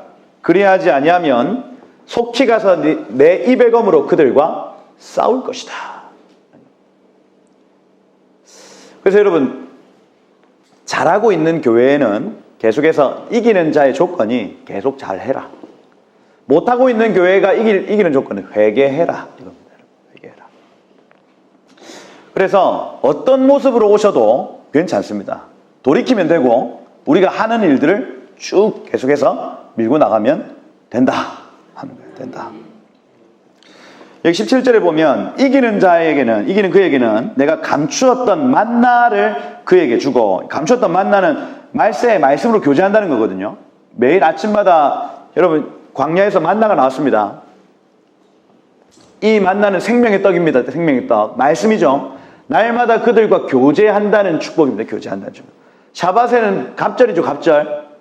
샤밧에는 이 공동체가 함께 모여 이것을 같이 나누는데 갑절에 말씀의 축복이 있는 날인 거예요. 그렇죠? 만나, 말씀으로 그들과 교제한다. 흰 돌을 주겠다 이렇게 되죠. 흰 돌. 글래디에이터 보시면 흰 돌. 그렇죠? 노예한테 이름을 써서 흰 돌을 팍 던져요. 승리의 돌입니다. 그래서 노예가 그 돌을 받으면 직위가 바뀌어요. 그 신분이 바뀐다고요. 신분이. 원형 경기장에 그것을 모토로 지금 흰 돌 이렇게 표현을 하고 있더라. 입장권을 의미하고, 그 원형 경기장 입장권이 이 흰 돌이었고, 흰 돌을 가진 자만 그 경기를 이제 구경할 수 있는 시민권을 가진 자들인 겁니다. 그죠?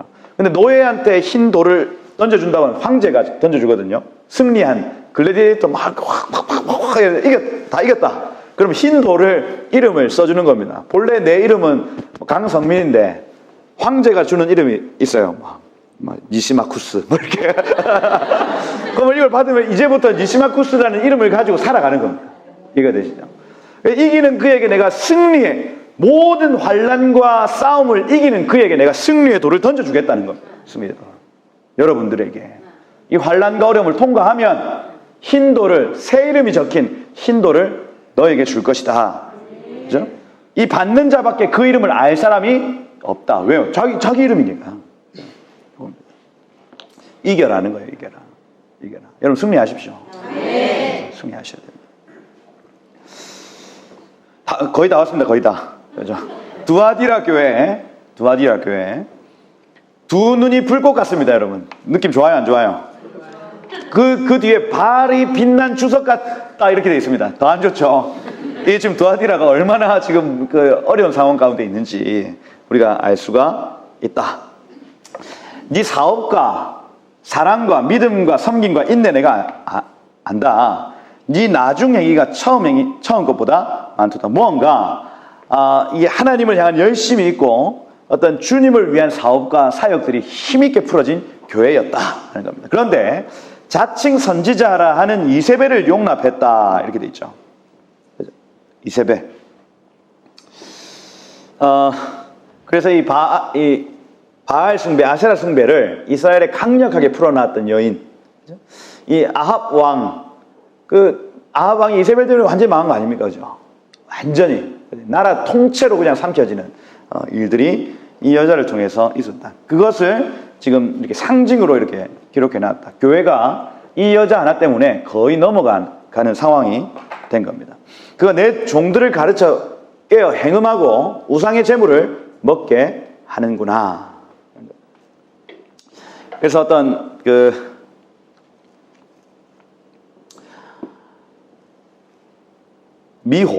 미혹을 용납한 교회였다는 거예요. 미혹을 용납한 교회. 그에게 회개할 기회를 줬는데 회개하고자 하지 않았다. 그를 침상에 던진다는 얘기는 뭡니까? 침상, 병이죠, 병. 그죠? 아파서 침대에 눕는다는 얘기입니다. 침상에 던질 것이요. 그와 더불어 가늠한 자들도 만약 그 행위를 회개하지 아니하면 큰 환란 가운데 던지고, 보통 이 성경에서 환란은 전염병을 의미합니다. 전염병 가운데 던진다. 사망으로 그 자녀들을 죽게 하리니. 그러니 여러분 점점 이 강도가 세어지죠. 두아디라 교회에게 하나님이 말씀을 하시는데, 신랑 대신 예수님이 말씀하시는데, 지금 이 행음을 멈추지 않으면, 이 연결고리, 이 소울타이를 지금 끊어놓지 않으면 침상에 던지고, 그 다음에 전염병이 너희에게 허락될 것이며 너희 아이가 죽게 될 것이다. 점점 더 강한 어떤 단계로 말씀을 돌이켜라 말씀하시는 거예요. 모든 교회가 나는 하나님의 뜻과 마음을 살피는 자인 줄 알리라 이렇게 되어 있습니다. 이세벨의 영에 대해서는 하여튼 자유할 수 있는 교회가 많이 없다. 주로 조정의 영이라 얘기를 하고, 자, 이런 부분들은 얘기하면 길어집니다. 그래서 이거는 유튜브 이세벨의 영 쳐보시면 아마 제 얼굴이 하나 있을 겁니다. 그거 하나 보시면 거기에 조금 자세하게 적어놨다. 그렇죠? 많은 교회가 이런 어려움들을 실제로 겪고 있습니다. 그래서 보시면은 되겠고, 어쨌든 이 여인을 용납함으로써 교회가 크게 밑바닥으로 지금 가고 있는 상황 가운데 있다. 회개해라, 돌이켜라. 그러지 않으면 이 크레센도 계속해서 점점 세게 하나님이 말씀하신다. 그렇죠? 이기는 자, 그렇죠? 회개하고 돌이키는 자, 끝까지 내 일을 지키는 자는 만국을 다스리는 권세를 주리니, 그 철장을 가지고 그걸 다스려 깨뜨릴 것이요, 나도 내 아버지께 받은 것이 그러하다 이렇게 되어 있죠. 그러하다.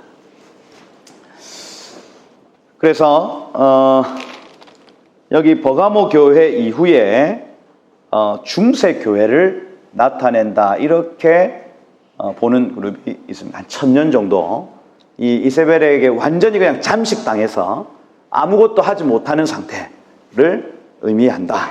이렇게 보는 그룹이 있다. 그러니 여러분, 말세 엔드타임이라고 하는 건요, 예수님의 초림에서부터 예수님의 재림까지입니다. 요걸 엔드타임이라고 해요. 그럼 우리는 마지막 때를 살아가고 있죠. 주님이 언제 오시든 상관없습니다. 예수님의 초림부터 예수님의 재림까지를 말세라고 얘기를 합니다. 말세. 그죠? 말세의 교회가 지금 겪고 있는 일들인 거예요. 중세 교회도 자기 시대를 말세로 봤을 겁니다. 아마. 사도들도 그렇게 봤죠. 사도들도 자기의 때를 마지막 때다. 그 요한 1서 보면요, 지금은 마지막 때라, 저 그리스도가 지금 나타난 바 되었으니, 막 이런 표현들을 합니다. 우리도 막 그렇게 표현하죠. 트럼프가 저 그리스도인가? 막 이렇게 표현합니다. 왜요? 이게 지금 우리는 지금 마지막 때를 살고 있어서 그래서 마지막 때를. 그래서 마지막 때의 여러 유형들의 어떤 모습들이다. 특별히 두아디라 교회는 중세 교회와 닮아 있다. 보시면 된다. 사대 교회는요, 사대 교회 3장으로 넘어갔습니다. 사대 교회는 하나님의 7영, 하나님의 7별을 가지신 이가 이르시되 이렇게 되어 있습니다. 그래서 성령과 이 사역자들을 이렇게 대동하고 계신 장면들 보죠. 그러니 뭔가 분위기가 다시 조금 좋아진 겁니다. 이게 보면요. 에베소 교회, 서머나 교회, 버가모 교회, 두아디라 교회, 사대 교회, 빌라델피아 교회, 라우디아 교회 이렇게 가는 겁니다. 이렇게. 사대 교회 조금 분위기는 좋아졌습니다. 근데 뭐라고 하냐면 2절에 보면 네 행위에 온전한 것을 내가 찾지 못했다 이렇게 표현합니다. 책망함으로. 거의 남은 바 죽게 된 것을 굳건하게 해라. 이 두아디라 교회 이후, 중세 교회 이후에 거의 죽게 된 상태의 교회를 의미하죠. 그 종교개혁 초기의 교회들을 나타낸다 이렇게 보는 거고요. 사대에 그 옷을 더럽히지 아니한 몇 명이 있어 흰 옷을 입고 나와 함께 다니리니 그들은 합당한 자인 연고라 이렇게 돼요. 그래서 요 사람들이 이제 중세를 깨뜨리고 종교개혁 오직 말씀, 오직 하나님의 영광, 뭐 이런 솔라 스크립추라, 뭐 솔라 피데, 뭐 이런 표현들을 하면서 나타났던 사람들을 여기 사대 교회의 몇몇 남은 지체들 이렇게 표현을 한다라고 봅니다. 그래서 이기는 자는 이같이 흰 옷을 입을 것이다. 그 이름을 생명책에서 결코 지우지 않고 내 아버지와 천사들 앞에서 시인하리라. 이렇게 되죠. 시인하리라.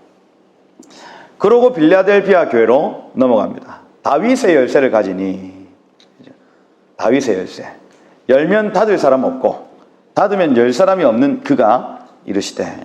빌라델피아 교회는 여러분 책망이 있을까요 없을까요? 없죠. 없습니다.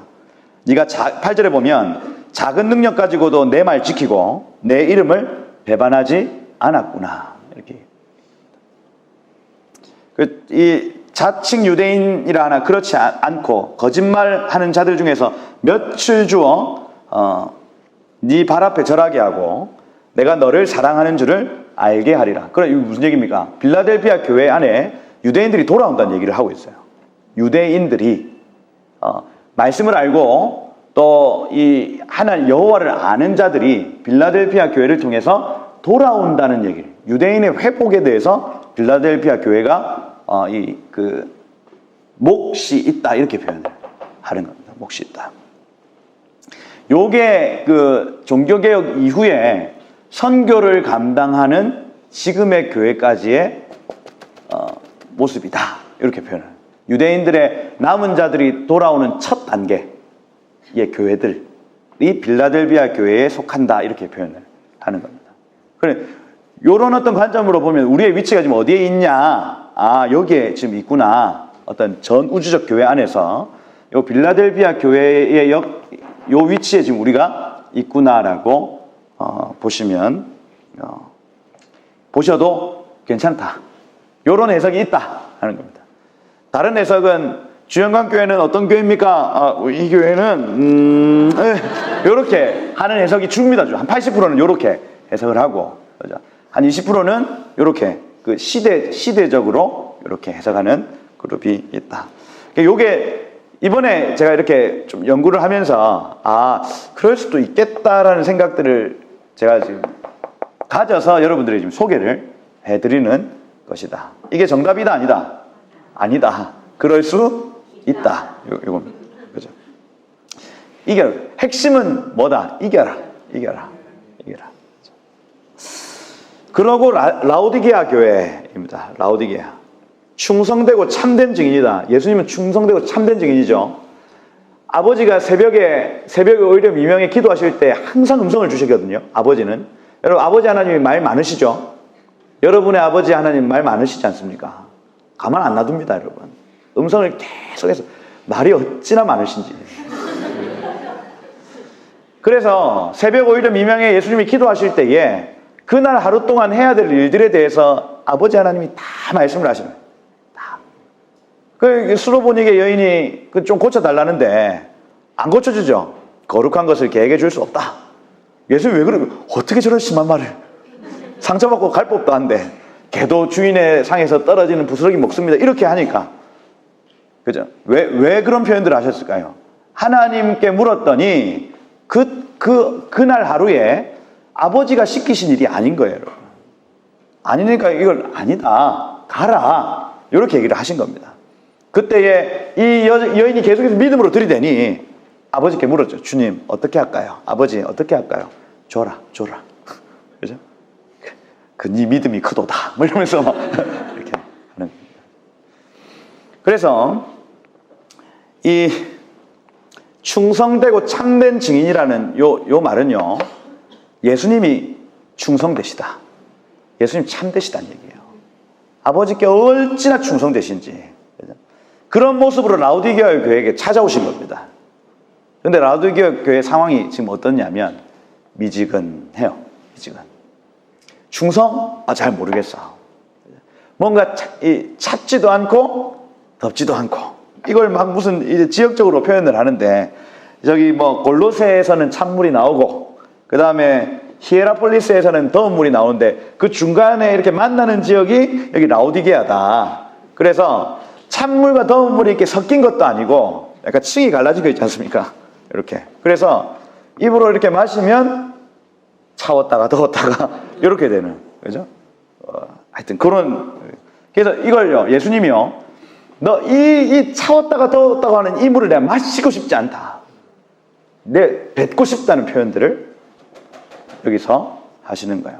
마지막 때 교회의 모습일 수 있다는 겁니다. 마지막 때. 지금 요 때의 교회들이 빌라델비아 교회처럼 저 유대인이 남은 자들을 구원해내고, 그 다음에 세계 선교를 감당하는 이 칭찬받는 교회가 있고, 라우디게아 교회처럼 뜨뜨미지근하게 그냥 아유 그런갑다 하고 지내는 교회가 있을 수 있겠다.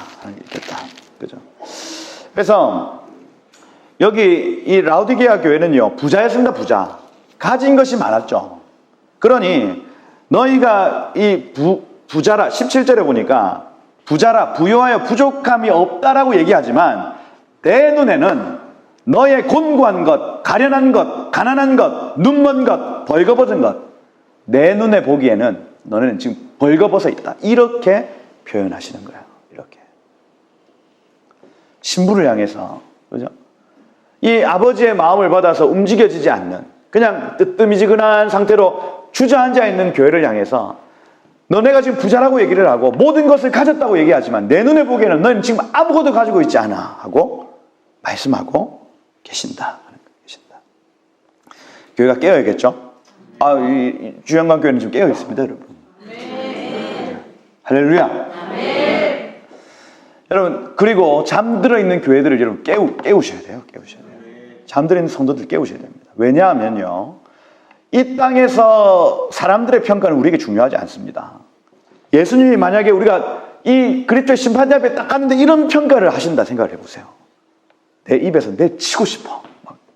얼마나 충격적이겠어요, 여러분. 신랑이 신부를 만났는데, 그토록 만나고 싶은 신부를 만났는데 미지근해서 나 이걸 뵙고 싶단다. 난 너를